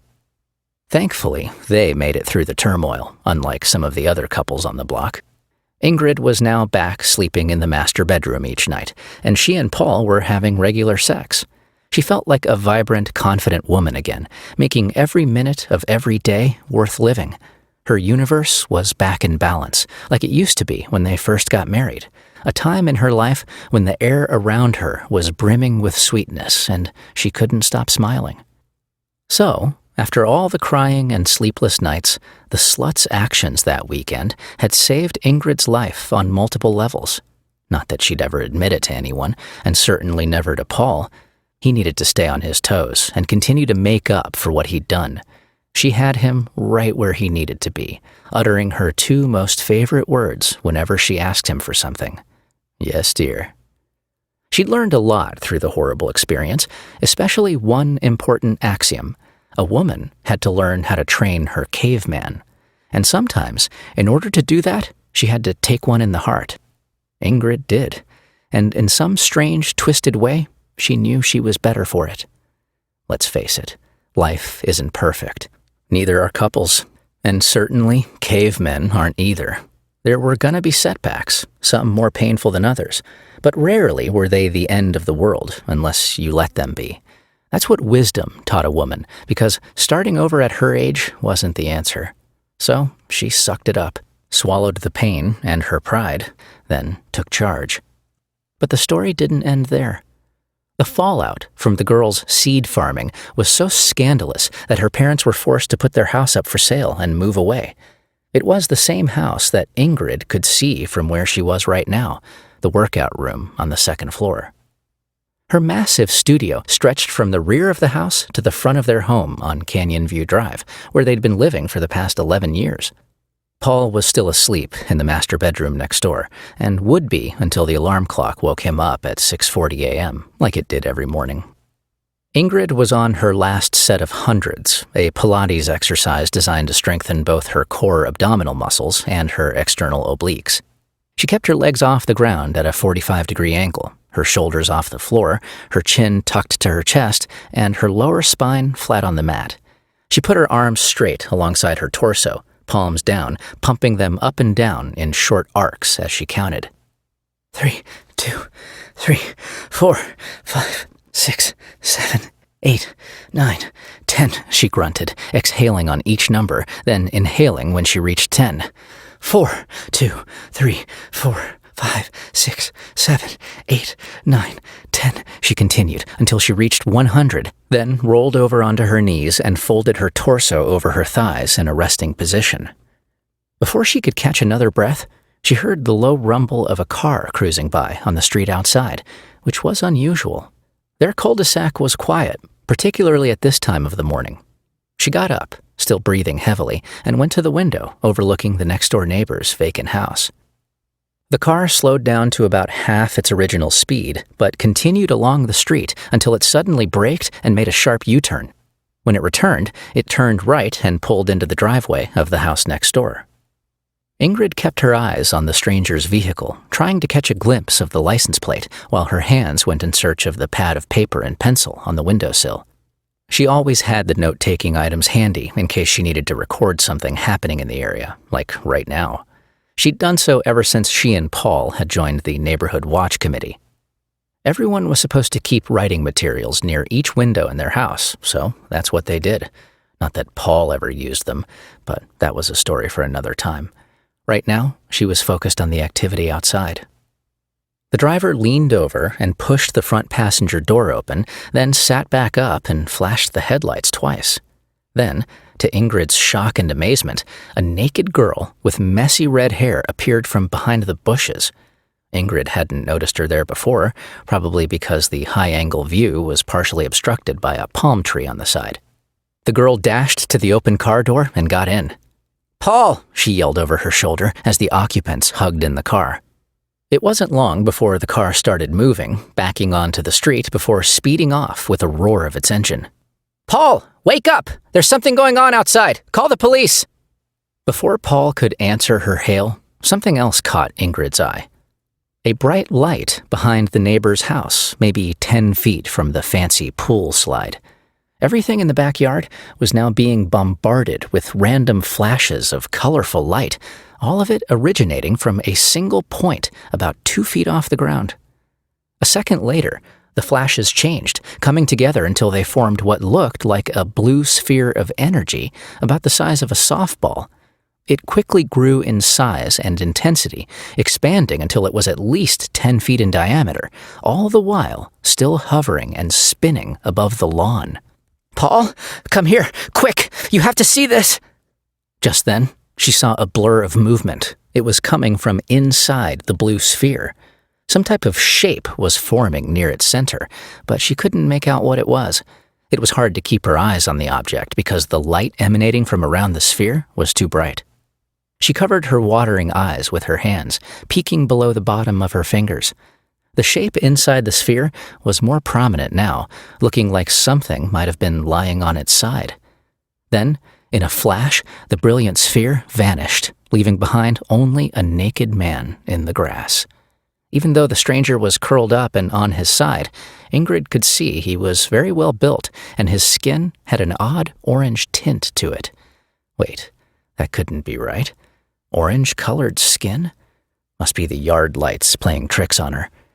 Regardless of his color, she wasn't sure if he was alive or not since he wasn't moving. But her answer came a moment later when the muscular man straightened his legs and arms, uncurling from the fetal position. He stood up and turned around to face Ingrid. Her eyes caught a full frontal view of his well-defined privates. "Paul, call the police. There's a naked orange man in the neighbor's backyard, and he's huge." Paul finally answered in a sleepy voice.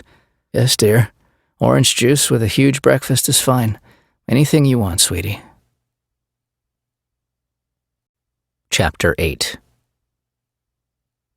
The muscular man with the orange-hued skin stood up and turned to face north after his arrival, allowing his astrometric sensors to align.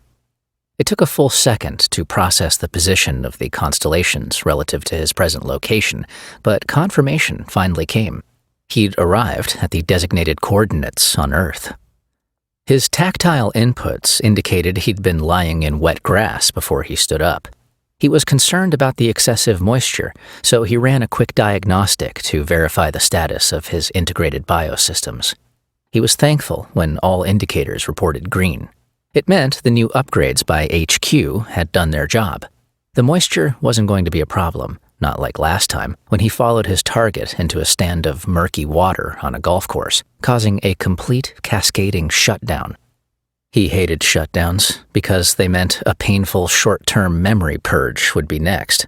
Then he'd have to endure a complete systems refit and cognitive restore as of the last neural save point, leaving him drained and exhausted. Even though the wet grass wasn't going to cause him issues, there was one problem. His internal atomic clock showed the local time to be 7 minutes later than expected. The mission specs were usually dead-on accurate when it came to coordinates and arrival time, meaning the transmission must have been delayed again. He waited a few seconds for his onboard encrypted action system to scan the hyperstream encoded by HQ just before he departed. The data channel relayed to him what had just happened. The setback was due to his transmission's penetration of dark matter. HQ was forced to make some last-second adjustments to ensure his safe arrival, landing him a few minutes behind schedule. Even though delays were rare, it had happened before, so the setback wasn't entirely surprising. The authorities' spatial charts weren't always the most accurate, especially when traveling this far. At least it was only 7 minutes this time. It wouldn't take him long to catch up to the target, assuming she was on foot. The bioengineered man was one of many versions just like him. Each was identical, standing 6 feet 2 inches tall and weighing 240 pounds. He wasn't fond of his light brown hair, high cheekbones, brown eyes, and narrow nose, but what was an engineered man to do? You are who the makers say you are, or in his case, you are who they make you out to be.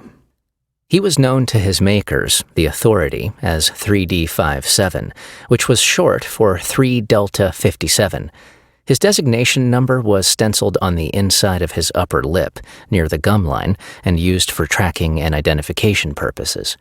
In an instant, anyone looking at his biomarker would know his incarnation batch, generation model, and imprint number. In truth, it was the only way to tell all the identical units apart from each other. The Authority had first obtained the working prototype, the living person from which all viable cells were derived, approximately 30 years earlier during an advanced scouting mission to determine the index point of the failure. He often wondered why his skin was a strange orange color, but asking questions wasn't within his purview, so he just did as he was programmed and kept his seldom-used mouth shut. The only thing on his body used less often than his mouth was the appendage hanging between his legs. He had no idea why the Authority had included it, but it was there nonetheless. All he knew for sure was that his creators had spent a bundle on developing his kind, enhancing all 6 layers of his neocortex with an intricate lattice of heuristic algorithms that would allow him to process sensory input, conduct spatial reasoning, and achieve conscious thought at genetically enhanced levels. It was a masterful blend of advanced technology, all of which was created and installed for one objective: find and track his assigned target, Emily Hart, and to do so until it was time for extraction, which, as it turned out, was the focus of today's incursion. He couldn't wait to finally complete his mission, then be tasked to something else, something more interesting and less volatile. On the surface, his mission objective appeared to be rather simple and straightforward, but he'd learned the hard way that it wasn't, not when following an emotionally charged teenage girl across time and space. Complications would often result, like arriving underwater or attempting to stay out of sight while keeping tabs on her outside a crowded sports arena. 3D57's instruction matrix contained 28 billion neuroroutines embedded inside clusters of non-transient memory engrams. His memory clusters were designed in such a way as to act as a command and control operating system, while pulling double duty as permanent data storage for each of his 21 sensory input channels. He wasn't sure how it all worked exactly, not that it mattered. His tech made him who he was and why he was, the sole reason he existed in the first place. One could say the same about his sidekick, the metallic briefcase that was due to arrive any moment. It went everywhere he went, tagging along on each mission. He remained perfectly still as the Communication and Reconfiguration Toolkit, or CART for short, arrived in the grass a few feet away. It was delivered inside a sphere of crackling blue energy, like it had been numerous times before. The CART allowed his controller back at HQ to remain in constant contact and monitor him thanks to its built-in quantum transceiver. His controller could also revise, update, and enhance each one of his processing routines and mission protocols if necessary, and do so remotely. But the CART wasn't only for command and control. It could be used for tactical scenarios as well. Its matter reconfiguration device was his favorite tool, allowing him to create whatever objects or weapons he needed during a mission. That single piece of tech had saved his orange-colored hide on more than one occasion over the past 30 years, avoiding the dreaded memory purge and system reload back at HQ. Ever since its inception, the Authority had been carefully monitoring for spikes in energy utilization between neighboring space-time dimensions. A surge meant one of their designated targets was active and traveling, leading the technicians inside the Central Command and Control Center to take action. First, they'd take a subspace microprobe to sample the particle trail and determine its biological signature. Then, once they had a match, they'd deploy any number of units, like 3D57, depending on the mission specs for that particular traveler. In 3D57's case, a match on the biotrail meant that Emily Hart had just been transformed into exotic blue matter before jumping across time and space. Emily was at the top of the authorities' target list, requiring them to task far more resources than any other traveler in their history. In total, there were 7 units assigned to her, including 3D57, 3 more units than any other target currently being monitored. Now that he had the cart, it was time for 3D57 to move. He scanned the area, but didn't detect the presence of Emily Hart. His makers had hoped he'd come out of his time jump only a few seconds after Emily Hart had materialized, allowing for a quick recovery. However, the unpredictable nature of nearby dark matter had affected the particle flow during transmission, delaying 3D57's arrival. His analytical protocols kicked in, relaying subsequent steps to be completed: produce weapon, find clothes, acquire target. 3D57 knelt by the briefcase and opened it. Inside the top of it was a gleaming chrome surface filled with swirling contours of gray energy. The bottom of the case was a black void receptor plate connected via a quantum link to the Akashic field. During the first training session after his creation, his newly assigned handler told him that the Akashic field was a realm of metaphysical space where all information in the universe was stored as digital data. Not only that, but the Akashic field was the single point in the multiverse where all universes and all dimensions connected with each other and shared energy and information. The cart's shadow base began to change color, from all black to gunmetal gray. A bulge rose from its interior and changed shape a dozen times, eventually morphing into an all-white, right-angled, pistol-like weapon. He plucked it off the gray connector strand and turned it over in his hands, then held it over the case. The cart became active again, this time sending 3 snake-like tentacles swirling up and out, eventually connecting to the weapon. A radiant ball of blue energy surged through the tentacles and landed in the center of the handheld weapon to deposit a fully charged power core into the gun. A moment later, the tentacles retracted into the briefcase and disappeared into the swirl of nothingness. He went to a window along the back of the house and detected a residual heat signature lingering inside the home. Possible target sighting, he recorded in his mission log. Just then, his auxiliary sensors detected movement from the right. His eyes went in search of the source and spotted a middle-aged woman observing him from the second-story window of the neighboring domicile. His mind took a snapshot of the observer's face just before the woman's eyes went wide and she ducked below the window frame. He saved a copy of her image in his secondary contact database and returned his focus to the primary objective.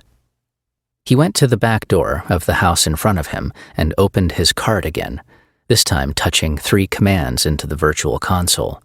He held the briefcase near the doorknob as 3 snake-like tentacles rose up from the surface and latched onto the deadbolt lock. One appendage penetrated the center of the keyway, taking only seconds for the lock to be breached. The tentacles retracted, and he shut his case. Chapter 9.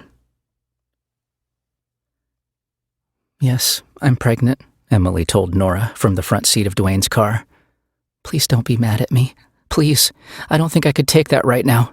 "I'm not going to be mad at you, Em. You're old enough to make your own decisions, and you obviously have. Besides, it's not my place, or Dwayne's. We're not your parents," Nora said in a firm but consistent tone, a tone that Emily had grown to recognize as her motherly voice. Nora drove the car out of the subdivision's front gates and headed south. "Thanks for understanding, Nora. I don't know what I'd do without you and Dwayne. I'm so exhausted I can hardly think straight." "All that matters now, Em, is that you're safe. Dwayne and I have been worried sick. So has Jim, and I'm sure Derek has been too." "Sorry I've been gone so long, but it couldn't be helped. Things just happened so fast," Emily said, putting on the clothes Nora had brought for her, including the sweatshirt. She was thankful to have something warm to wear and finished dressing in a flash. "Warm. Me. Nora is a friend," her baby told her in her thoughts. Emily sent back a string of loving thoughts, ending with, "Yes, darling, We're safe now. Nora is our friend, and she'd never hurt either of us." Emily sat back in the seat to relax. She put her head back against the headrest and closed her eyes, taking in a series of slow, deep breaths while she thought about Derek, her baby, and her friends. She wondered how each of them were doing, especially Junie, the kleptomaniac she'd befriended in the homeless shelter.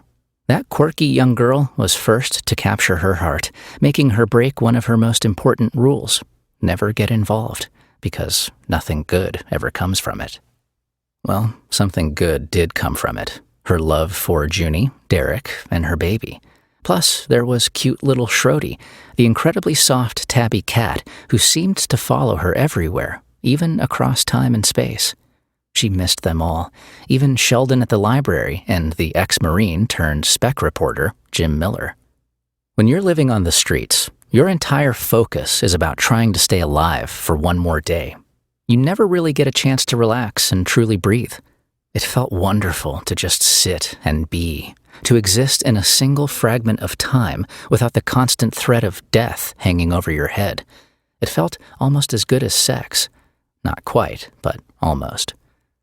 The Impala came to an abrupt stop at a red light, snapping Emily's eyes open. She looked over at Nora, who was now staring down at Emily's bare feet. "Damn it, I forgot shoes," Nora said, bringing her eyes up to meet Emily's. She took a long, penetrating look before she spoke again. "My goodness, Em, you're a mess." "I know," she said, wrapping her arms around her head to hide her hair. "I'm a total wreck right now, but it's hard when everyone always wants a piece of me. It never ends, Nora. And now this," she said, bringing her hands down to rub her belly. "I'm so scared all the time." Nora nodded, but didn't say anything. When the light turned green, she pressed the gas, accelerating quickly around a sweeping bend in the road. Emily's stomach rebelled against the sudden motion of the vehicle. "Nora, can you stop the car?" "Why?" "Please, can you just," Emily said, holding her left hand to her mouth while her right hand groped for the power window switch. Nora brought the car to a halt, but she was too late. Emily had the window open and was leaning her head and shoulders out of it, vomiting. When Emily finished, she sat back in the seat, panting for air. Nora reached across the dash and opened the glove compartment, taking out a thin box containing tissues. She gave it to Emily. "Take your time, child. We're not in any hurry." "Thanks," Emily said, wiping her mouth. She took a swig of the bottled water to rid her mouth of the awful taste of puke, then looked over at her friend behind the wheel. A second later, tears started gushing from her eyes, prompting a two-armed emotional hug from Nora. Paul entered the workout room and stood by his wife, Ingrid, who was looking out the window and pointing down at the neighbor's yard. "Probably just some teenage prank, hon. I wouldn't worry about it," he said in his most sympathetic voice. "I know what I saw, and it was real," she said, looking at him with pinched eyes.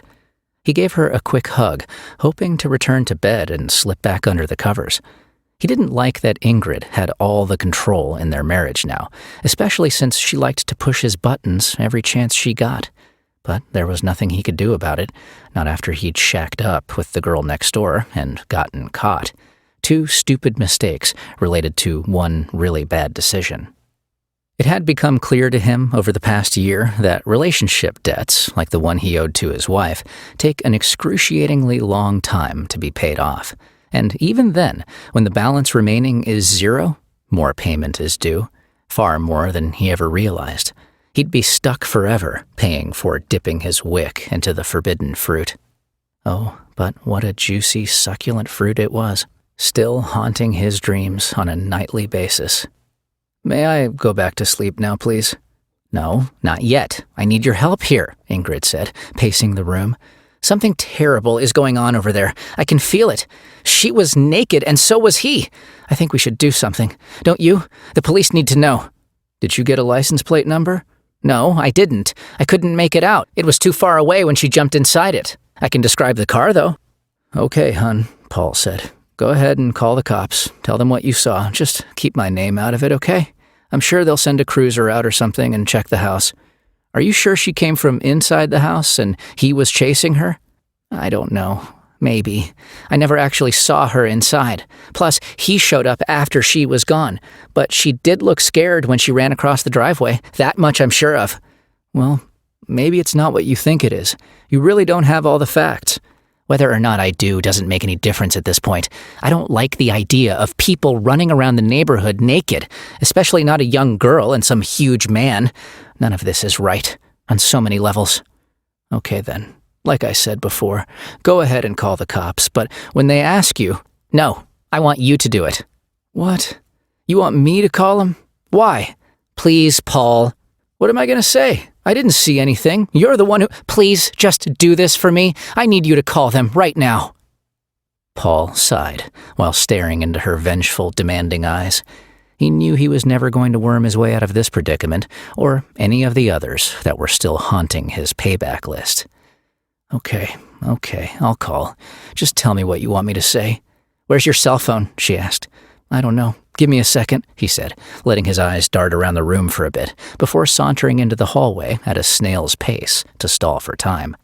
It's in the bedroom, right where you left it, on the nightstand, Ingrid said, using that pushy tone of hers. Do you want me to get it for you? No, I got it. Hang on, he said, looking back at her. She was standing with her hands on her hips, wearing her patented smirk that said, Do it, or I divorce your ass.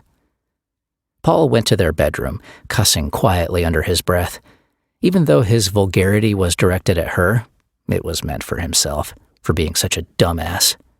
The neighbor girl? Really? He never should have strayed from the marital bed with someone in the neighborhood. The girl next door was too close to home and too easy for someone to find out. That someone being Ingrid and, of course, the rest of the neighborhood. Dumb, Paul. Dumb. He found his phone and picked it up. However, before he could spin around and head back to the hallway, he heard Ingrid scream. He didn't know why, but he froze for a second and listened as he heard a strange static sound and then a low hiss. A moment later, crackling sounds hit his ears, followed by a loud thud. What the hell? He said, sprinting into the hallway and back to the workout room. Ingrid, you okay? He said, just before he made it through the door. When he entered the room, it took a few seconds for his brain to register what his eyes were seeing. His wife's body lying in a crumpled pile, not far from the window facing the neighbor's yard. But that wasn't all. There was a huge, muscular man standing next to her body. Wait, check that. A huge, naked, muscular man with a badly overdone orange-colored tan. He was holding a shiny metallic briefcase in one hand and a white handgun in the other. What are you doing? Paul snapped, his focus shifting from the man to his wife and back again. The orange man pointed the weapon at him and twitched his thumb against the grip. The muzzle glowed like the tip of a laser pointer just before Paul saw a bright flash. An instant later, he felt a searing pain shoot through his forehead. Then, all of the muscles in his body ran weak, sending him crashing to the floor. Before he could take his next breath, his eyes closed on their own. His head flooded with a wicked spin of dizziness before everything went dark. 3D-57 watched the man fall to the floor after the weapon's discharge, then put the cart down and walked to his location. He stretched the man's body out and scanned him, determining that the homeowner's size and shape was too small. His secondary acquisition protocols kicked in, telling him to change tactics and search the house for garments to wear. He picked up the cart and started with the bedroom closets, then moved to the home's attic space, where he found a number of cardboard boxes labeled Grandpa Tom's. He opened the boxes and began to sift through the neatly folded piles of clothes inside. Everything looked old compared to his database of Earth's current fashions, but he found a flannel shirt, faded jacket, thick pair of socks, worn loafers, and some cotton pants that fit. He got dressed, ignoring the obvious smell of dust and mold. Once fully clothed, his mission subroutines kicked in and delivered a revised task list. Next up, transmit situation report to HQ and download any new or updated priority objectives. He walked downstairs and put his cart on the dining room table. He opened the briefcase and touched the middle of the chrome command surface with the index and middle fingers of his right hand, swirling and tapping his fingers to enter his transmission access code. 2 thin beams of green light emerged from the briefcase and fixed on 3D-57's eyes. The beams pulsed with white packets of energy as a summary of his mission was digitized, compressed, and then sent back to HQ via the quantum transceiver. He waited as the authority's central computer system processed the information and sent back a set of updated mission specs. His eyes blinked rapidly, and his face twitched when the revised instructions were downloaded into his neural network. When the transmission was complete, the beams disappeared and the link disconnected. He closed the cart and took a few moments to read through the objectives flashing across his internal vision matrix. Acquire transportation. Proceed to 333 North Glassford Street. Observe and/or interrogate Jim Miller. Obtain present location of target. Acquire objective. Return target to HQ. Debrief and complete mission. Derek rubbed his temples while agonizing in the dark. He'd tried to follow Jim's advice and go back to sleep, but as soon as he lay down, he knew it was never going to happen.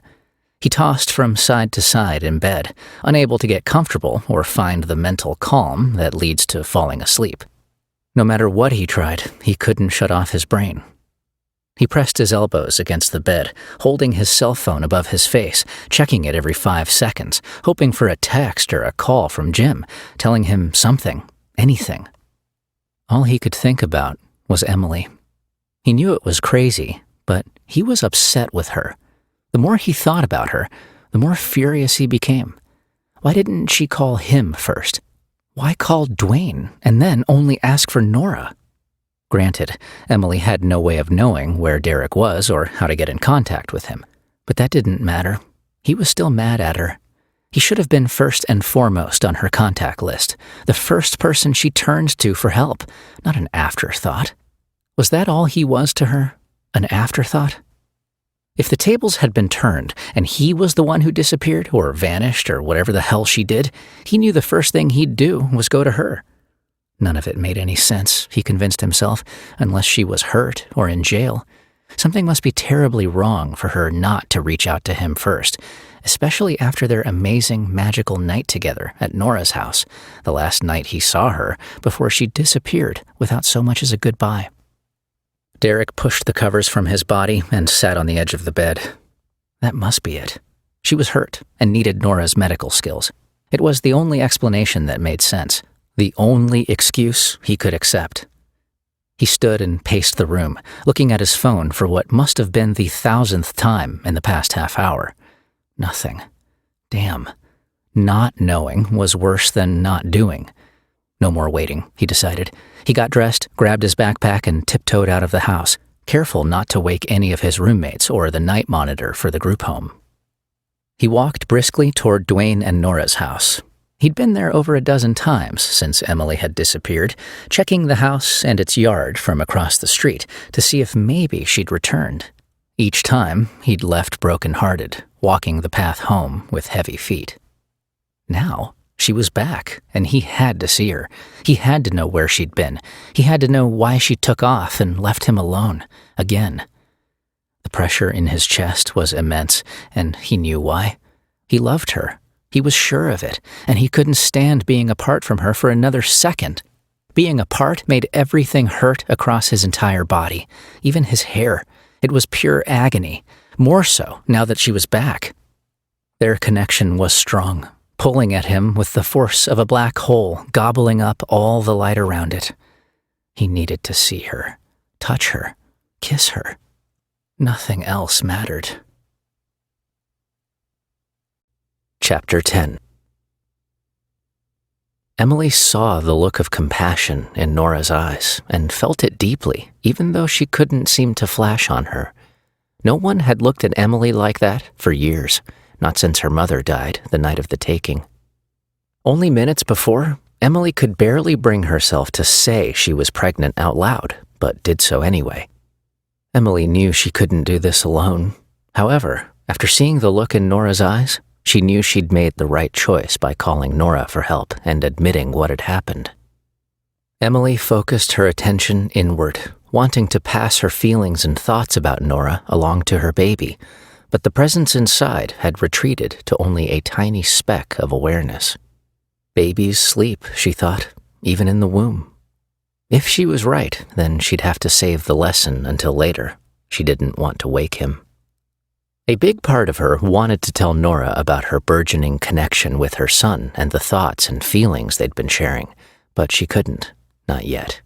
Nora was a seasoned nurse and wouldn't understand why her baby was developing so much faster than a normal fetus. Plus, she wouldn't understand the telepathic link either. If Emily went down that road, she'd also have to explain what happened the night of the taking, and that was something she'd never do, ever. It was too painful to share with an outsider. Actually, it was too terrible to share with anyone other than her mother, who was there when it happened. The look in her mother's eyes that night on the ship when death came for her was one Emily would never forget.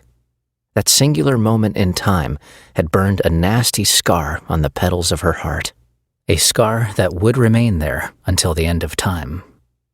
"We'll get through this, child," Nora said, snapping Emily out of her thoughts. Emily put her head down, slumping her chin against her chest. She stared at her belly. "I'm not sure I'm ready for this." "Nobody's ever really ready, honey. Babies come when they come. They're the most precious gift of all. God has touched your life. Embrace it with an open heart." "I know, Nora. I am thankful, but I'm also really scared. Not just because I'm an orphan and only 15. Not because I don't have any money or anyone to take care of me. That's only some of it.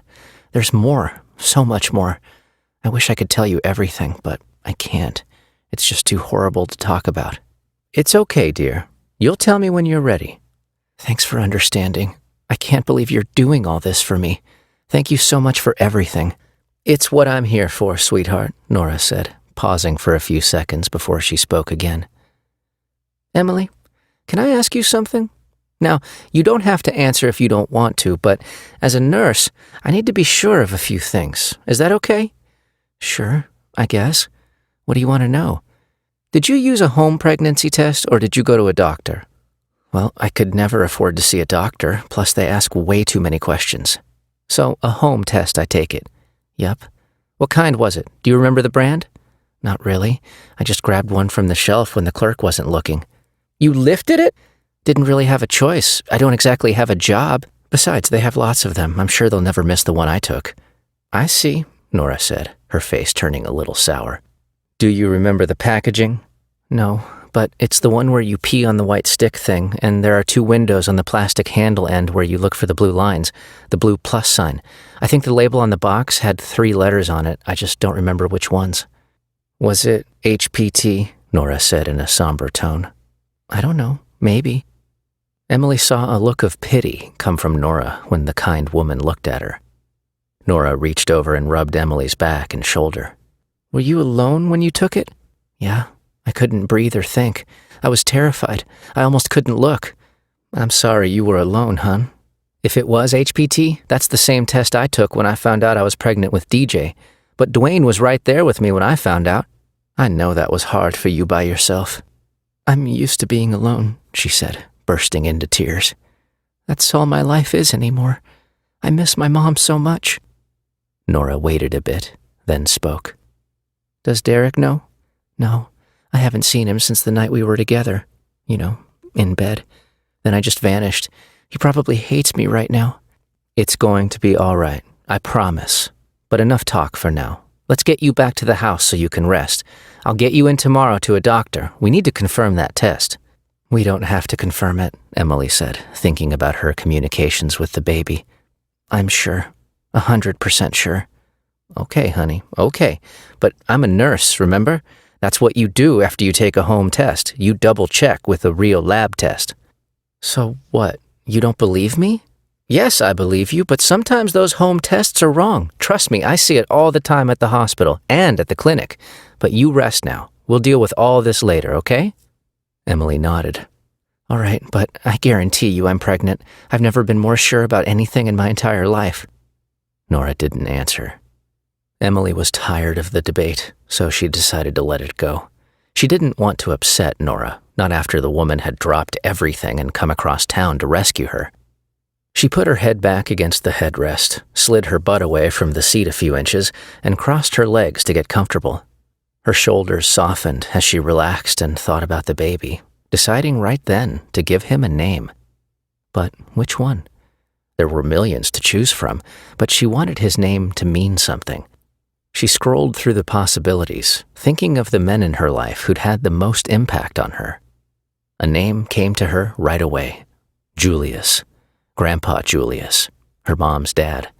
He'd died in a horrible car accident somewhere in East Texas when she was 10 years old, but her memories of him were special and powerful, some of the best memories she had. He used to pick her up on the first Saturday of every month at 8:30 a.m. sharp. Each time he had a special adventure planned for her, but she never knew what it was. She'd wake up extra early and get herself ready, then sit by the front window until he showed up, just waiting to find out. Sometimes they'd spend all day at the theater, seeing 5 movies in a row, all the while stuffing their faces with popcorn, candy, and sodas. They'd play seafood with their mouths full, and then play Bomb the Old Ladies, who usually took up the entire front row. Kernels would start flying once the lights dimmed and the previews started. She could still hear Grandpa's silly giggles if she concentrated really hard when she was somewhere extra quiet. Other times, they went to the zoo to watch the gorillas throw their poop at people, or to the circus when Ringling Brothers was in town. They'd been on nature hikes in the mountains of northern Arizona together, visited a few remote monuments and state parks, and had even gone ice skating a few times at Tower Plaza. She smiled, thinking about Grandpa's ankles. They were so weak, he'd skate around the ice like a total uncoordinated goof. It was funny to watch, and he really played it up just to make her laugh. He was a big silly with a heart of gold, and she loved him dearly. When Grandpa Julius dropped her off back home, he always gave her a gift, something she'd never tell anyone about, not even her mom. Sometimes it was a stuffed animal, sometimes it was a doll, sometimes it was a trinket or a memento from whatever place they'd just visited together. But her favorite gift of all was the $5 bill he'd given her the last time she'd seen him. It was the Saturday right before he died. He'd folded it carefully into a tiny paper swan and held it out in the palm of his hand. He told her it was a magic $5 bill and would always bring her luck if she kept it on the bookshelf above her bed. But she could never spend it or unfold it. Otherwise, the luck would run out. Yes, the baby's name would be Julius. The name was perfect, a strong, proud name, a name of distinction. Baby Julius. She knew Grandpa would be pleased, wherever he was, hopefully standing next to her mother in heaven somewhere. Emily didn't know why, but she suddenly felt compelled to unbuckle the seatbelt and lean over toward Nora. Nora must have felt it too, because she lifted her right arm without hesitating and allowed Emily to lay her left cheek on her lap. Nora stroked her hair softly as they drove together down the road, heading into the future. Her finger touches across her head and neck sent warm tingles into Emily's spine. Chapter 11. Nora looked down at Emily, her head nestled in her lap. Emily's eyelids fluttered for a moment, then closed. A minute later, the girl's breathing became deep and even. Nora knew she was asleep. She drove the rest of the way at a slow, even pace, careful not to disturb Emily with sudden turns or sharp braking. It made her think of the first time she'd driven with little DJ in his safety seat when he was only a month old. She remembered being terrified at the time of what might happen with all the idiots on the road. She drove that day like a nearsighted grandma, making all right turns and checking her mirrors 12 times a minute. She'd driven the same way when DJ was a growing toddler. It was the only way he would fall asleep, riding in the car on the way to nowhere. One time, it took over an hour for him to fall asleep, but she didn't mind. Moms do whatever they need to do when it comes to their children. It's how she felt about Emily right now, like a mother protecting her child. She couldn't explain it, but there was a connection between the two of them, and it was strong. When they arrived at the house, Emily let out a soft moan, still asleep in Nora's lap. Nora eased the Impala into the driveway, slowed to a gentle stop, then turned the engine off. It was time to get out of the car, but she couldn't bring herself to wake the dear child. Nora decided to remain in the seat, stroking Emily's hair instead. Her long red locks had spilled across her cheek and shoulder, cascading down her back like a waterfall. Nora didn't dare move. If Emily was pregnant like she insisted, moments of tranquility would be hard to find in the coming months. It was hard to fathom why life seemed to go out of its way to dump all of its rubbish onto this precious child, constantly heaping on more trouble than any one person should ever have to endure. Volunteering at the free clinic had made Nora cynical and suspicious, especially when dealing with the young girls who graced the examination tables regularly. Most of them were their own worst enemy, inviting chaos and disaster into their lives on a daily basis. Bad choices yield bad results, she'd tell those same girls, trying to get through to them about their choices in young men. Then she'd usually follow her diatribe with something along the lines of, "If you shake the asshole tree every day, don't be surprised when a jerk falls out." Life had taught her a great many things over her 40-plus years. One of which was that sometimes, albeit very rarely, a black cloud finds a person on its own. It's not invited, it's not deserved, it just comes for you. All you can do is chalk it up to bad luck. But all those other times, it seemed as though the person went out of their way to seek the black cloud. Then that same person would act surprised as they sat back and complained to the heavens that life was so unfair. But Miss Emily was different. She had a good soul and a kind heart. All Emily needed was a break from the insanity that was her life, a chance to find her center and get a leg up, Nora figured. Then, just maybe, this child's life would turn around for the better. Since Emily's disappearance, she and Dwayne had talked about Emily many times until deep into the night, trying to decide what they might be able to do for her if given the chance. And now was that chance. She was back and clearly in trouble. Emily's eyelids started darting from side to side, indicating a deep REM cycle. Probably dreaming about her mother and days long past, Nora decided. Days when life was simple. This poor girl, Nora thought. She can't do this alone. She needs a support group. She needs a family.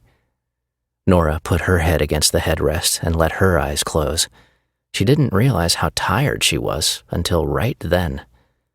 Her thoughts drifted to her own kids, the same two teenagers who'd probably remain asleep in their beds until the sun reached its apex in the sky later today. They were sheltered and had no clue what other kids went through on a daily basis, especially street kids who never seemed to catch a break. Nora knew her children were a touch spoiled, and that was her fault. She wanted them to have everything. But it still didn't change the fact that they hadn't let her be a real mom in a really long time. She missed the closeness and tenderness that comes with little ones, those wonderful little moments filled with sudden baby kisses that erupted without warning, kisses that would find their way from her lips to her children's cheeks and foreheads, bringing about a quick smile or a thank you hug. But, of course, with each year that had ticked by since their births, the tender snuggles had grown fewer and farther between, having been replaced by the constant reminder turned scream that she'd have to send into the other room at dinner time, just so they'd put down their video games and come to the table.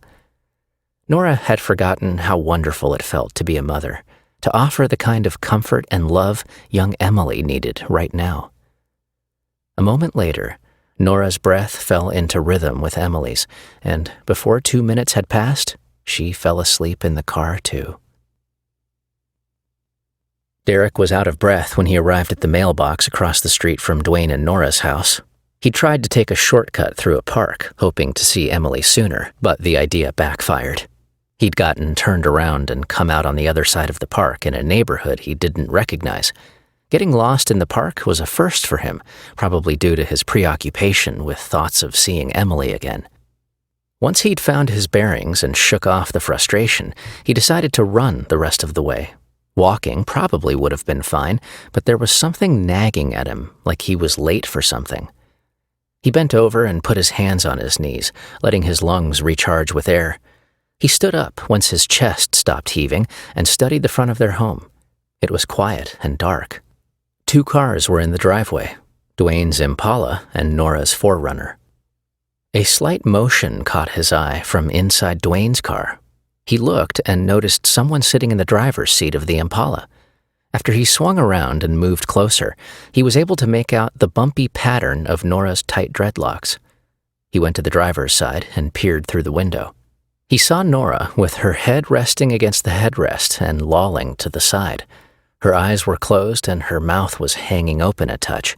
He could see her chest moving, so she wasn't dead. She must have been sleeping.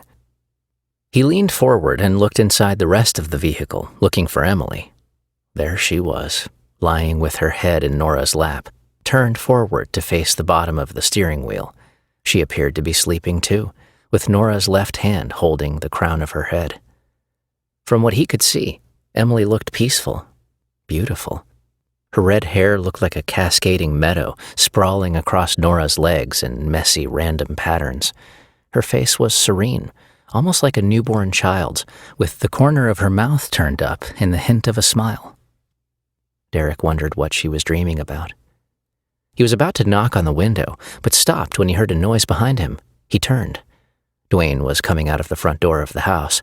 His lips moved as if he were about to say something, but Derek held a finger to his lips, then motioned with his thumb at the car. He placed his palms together and leaned his head to the side, resting his face on the back of his top hand. Dwayne nodded and stopped moving. Derek went to Dwayne and whispered, "They're sleeping." "Gotcha," Dwayne whispered back, pulling Derek away toward the side of the house. "What are you doing here?" "Jim told me about Nora going to get Em. I just couldn't stay away, huh?" "Nope. Pretty much what I expected. It's hard to ignore your heart." Derek nodded. Chapter 12. Emily woke with a start, but chose to keep her eyes closed for a few seconds longer. She'd just been dreaming of the week-long trip she'd taken to the Grand Canyon with her grandfather Julius when she was 6 years old, and wanted to hang on to the wonderful memory for as long as she could. They'd been visiting a nearby Hopi Indian village in Arizona where they'd witnessed a masked kachina dance. It was a mesmerizing ceremony where all the tribesmen wore elaborate costumes and traditional skin paint while commemorating the event with rhythmic chants and song. When it was over, Grandpa arranged for Emily to meet privately with the tribe's high priestess. The old woman with weathered skin and homemade jewelry took Emily's hands into hers and performed a reading on her. The woman told her a great many things that day, but what Emily remembered the most was the last thing the priestess had said to her, that she was going to live a very special life, a life like no one else's. Later, when they were back at the Grand Canyon and getting ice cream from one of the vendor stands, she told Grandpa Julius all about what had happened with the priestess. He didn't seem surprised, nor did he miss a heartbeat, reinforcing the prediction by telling Emily the old woman was 100% right. She was destined for greatness. He knew it in his bones. Emily remembered him telling her those words while he fixed her hair with a brush of his hand. She hadn't given that day's profound experience a second thought until now. A special life? Seriously? Surely the priestess couldn't have foreseen what her life would be like right now and thought it was special. Nobody in their right mind would. Not a pregnant, time-jumping homeless girl's life. It wasn't exactly the definition of greatness either. Emily opened her eyes, shaking off the disturbing revelations of the dream. It was still dark outside, and she was disoriented, not able to make sense of what she was seeing right in front of her. Leather? Wrapped around the bottom of a steering wheel? Then, the warm softness under her head began to stir, making her turn her gaze upward. She saw Nora, who was just waking up too, blinking her eyes rapidly under the glow of the dashboard lights. A second later, Nora looked down at Emily and smiled. "Sorry, did I wake you?"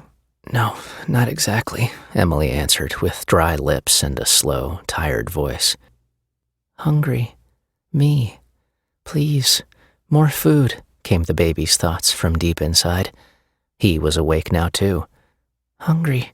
Me. Hungry. Me. Hungry. Me." "Okay, baby Julius," Emily said, mumbling out loud without thinking. Nora opened her mouth to reply, but was interrupted when a shadow crossed her face. She turned her head just as a sudden knocking hit the car window. Emily sat up quickly and looked across the driver's seat to see who was outside the window. It was Derek, and he was smiling and waving at her, making motions to roll down the window. The sight of him hit her like an electric shock. Inside her, baby Julius stirred emotionally. The shock must have hit him too. Suddenly, he was a ball of emotional energy, bouncing around in her mind like a super ball. She wasn't entirely sure, but it seemed as though he was trying to grab hold of her vocal cords to say something to Derek. Emily quelled the sensation, realizing Julius must have sensed who Derek was, his daddy, standing less than 5 feet away from him. Derek walked around the front of the car to her side of the Impala. Emily threw the door open and was on her feet before she realized she'd even moved. They came together near the front tire, stopping a foot away from one another, and stared. His face had changed and gotten older, which wasn't surprising since in his life 2 years had passed, while for her it had only been a matter of days. Even though he looked more mature, he was still the prettiest boy she'd ever seen. His bright blue eyes pierced her soul. His raven black hair was different than she remembered, trimmed short in back and over the ears, but long and shaggy in the front. It was a good look for him, she decided. Then again, he could have shaved his head bald and she'd still want to jump him right then and there. "Daddy, me," Julius said from the depths of her consciousness. Then her baby continued, this time shouting feverishly in her mind. "Daddy, hug, now, love, safe." She held back the hug that Julius wanted her to wrap around Derek's neck, obviously drawing on the thoughts and emotions associated with the hug she had shared with Nora. Emily had more pressing thoughts on her mind, mainly the fact that she was pregnant and Derek had a son. "Hey, babe," he said, with just a hint of swagger, but uber cool nonetheless. Emily covered her mouth with her hand, trying to keep it together with all the emotions, hormones, and thoughts swirling inside her. She had so much to say to him, but she was afraid to open her mouth and let any of it out. Derek looked her in the eyes and gave her the smile that melted her heart. He took her hand and pulled it away from her mouth, then leaned forward and kissed the back of her fingers, like a noble gentleman in an old-fashioned fairy tale. "Daddy, hug, now, love, safe," Julius said again, sending a powerful wave of emotions her way. Her baby was upset, that much was clear, throwing his first temper tantrum in order to get his way. "Oh my God," she said, as a jump tingle began inside. "What's wrong?" Derek said, looking confused. He now had both of her hands in his, squeezing them tightly. Before she could answer, a new revelation hit her. The jump process wasn't forming in her spine. It was in her belly. "No, no, no," she snapped while looking into Derek's eyes, realizing the tingle was coming from her baby. Her eyes went wide as fright took hold of her. She worried that since the jump process had started with Julius, he was going to jump. And since she wasn't feeling the tingle in her spine like normal, she feared he was going to jump without her. How could her tiny baby survive outside her womb? Would she be torn to shreds by the blue fire when it came for Julius? The terrifying thoughts continued to stream into her mind as the tingle grew and grew, filling the center of her body like butterflies on steroids. "Are you okay?" Derek said, just as she ripped her hands away from his. She stammered, stepping back to protect him when the blue fire came. "I don't know." She wanted to tell him more, but stopped when the tingling sensation jumped to the base of her spine and began to rise, fast, much faster than it should. It was both good news and bad news, all rolled up into one panic-stricken moment. It meant she and the baby were going to jump together.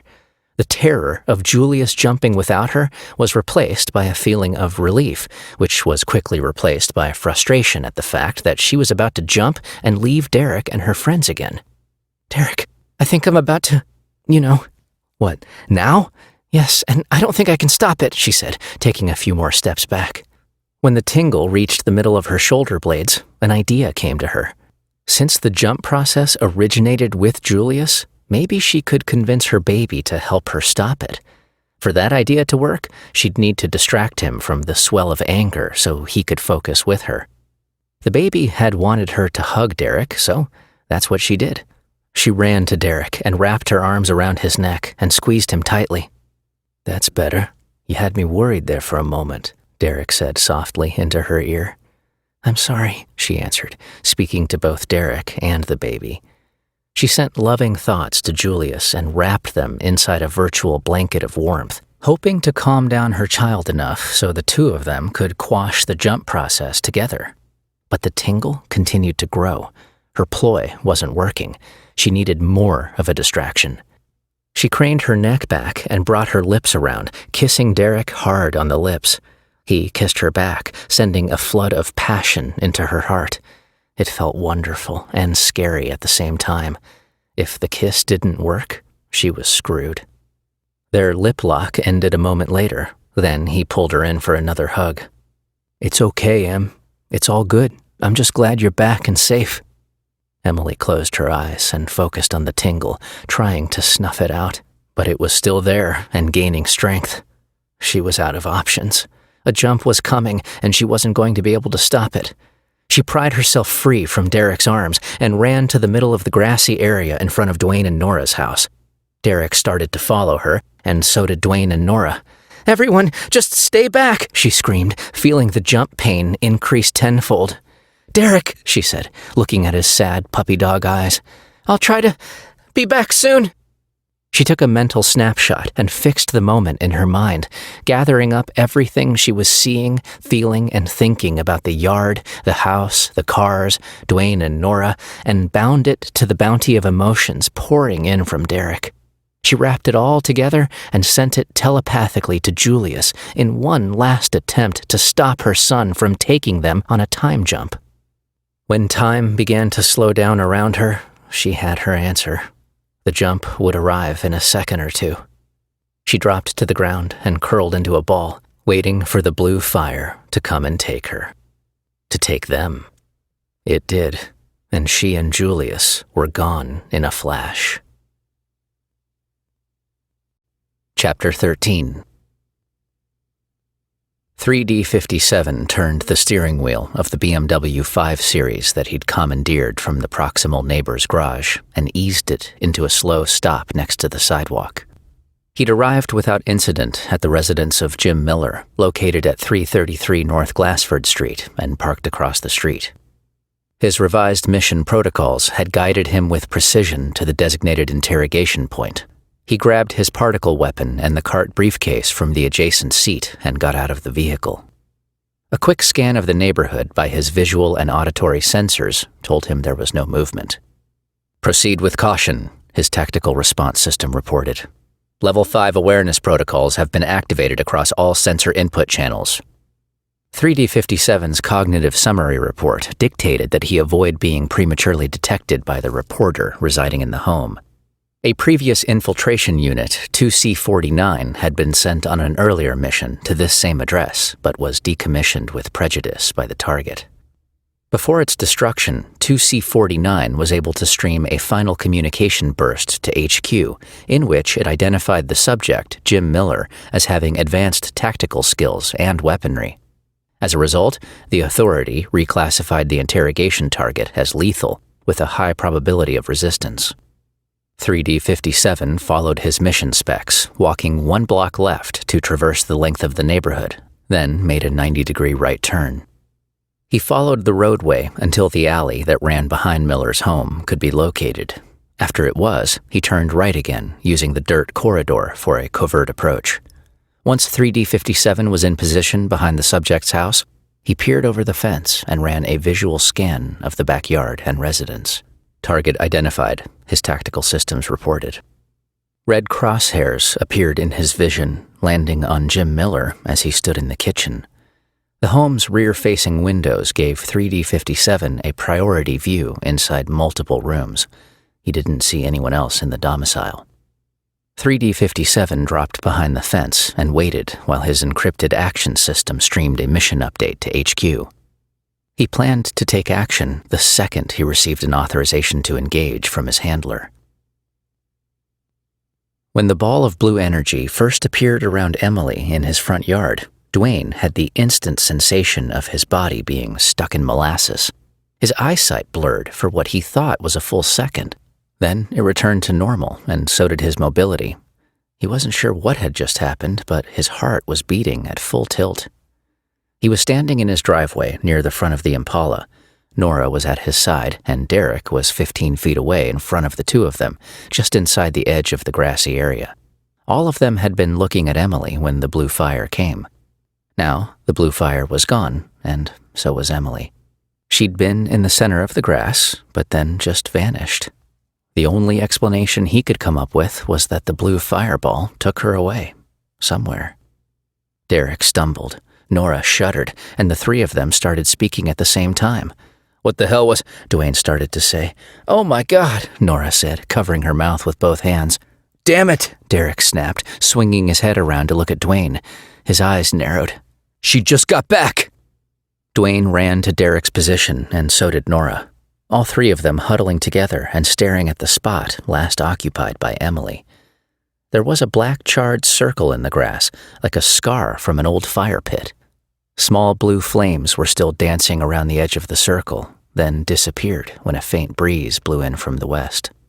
"That's how that happens?" Nora asked with eyes flared, looking from Dwayne to Derek and then back to Dwayne. Dwayne shrugged. "I guess so. That's the first time I've seen it. Actually, to be accurate, that was the first time I haven't seen it. Did anyone else get a blurry vision when the blue fire showed up?" Nora nodded. So did Derek. "Yeah, that must be what happens when she does whatever it is she does," he said, pointing at the charred area on the lawn. "I've seen a mark like that before. It was back when I first met her. We were handcuffed in the back of the police van when she just vanished. 1 second she was there, and then poof. I can't believe she's gone already. I never got a chance to—" "I don't like this one bit," Nora said, interrupting Derek. "Do you think Emily summons the blue energy somehow, or does it just come for her on its own and take her away?" Dwayne asked the group. "No clue," Derek said. "I better go check on the kids," Nora said in a commanding tone, turning her focus to Derek. "When I get back, you have some explaining to do, young man." She spun in the grass and crossed the yard with purpose in her steps, then went inside the house. "What did she mean by that?" Derek asked. Dwayne shook his head. "Your guess is as good as mine, but whatever it isn't good. That much I can guarantee. I've seen that look before, and that walk. She's in mama bear mode and pissed about something." He patted Derek on the back and couldn't hold back a grin. "I'm just glad it's you this time, and not me." "Thanks, buddy." "Don't mention it," Dwayne said with a twisted smirk on his face. "I better go find my cell and call Jim. I'm sure he's wondering what's going on. You should stay out here for a while and let my wife cool down." "Seriously? It's that bad?" "Yup. Trust me. You don't want to tangle with the Nora train right now." "But I don't even know what I did wrong." "Doesn't matter, Derek. She's pissed at you, and that's that. You'll find out soon enough." Hey, it's Emily. That scene in the front yard was more than a little intense. I'm not sure where I just jumped to, but it's time to find out by continuing on with part 2 of this book. I hope you ride along with me, because there are a lot of questions that need to be answered, and I can't do it alone. I'll need the support of every one of my friends, including you. See you in part 2. Ciao.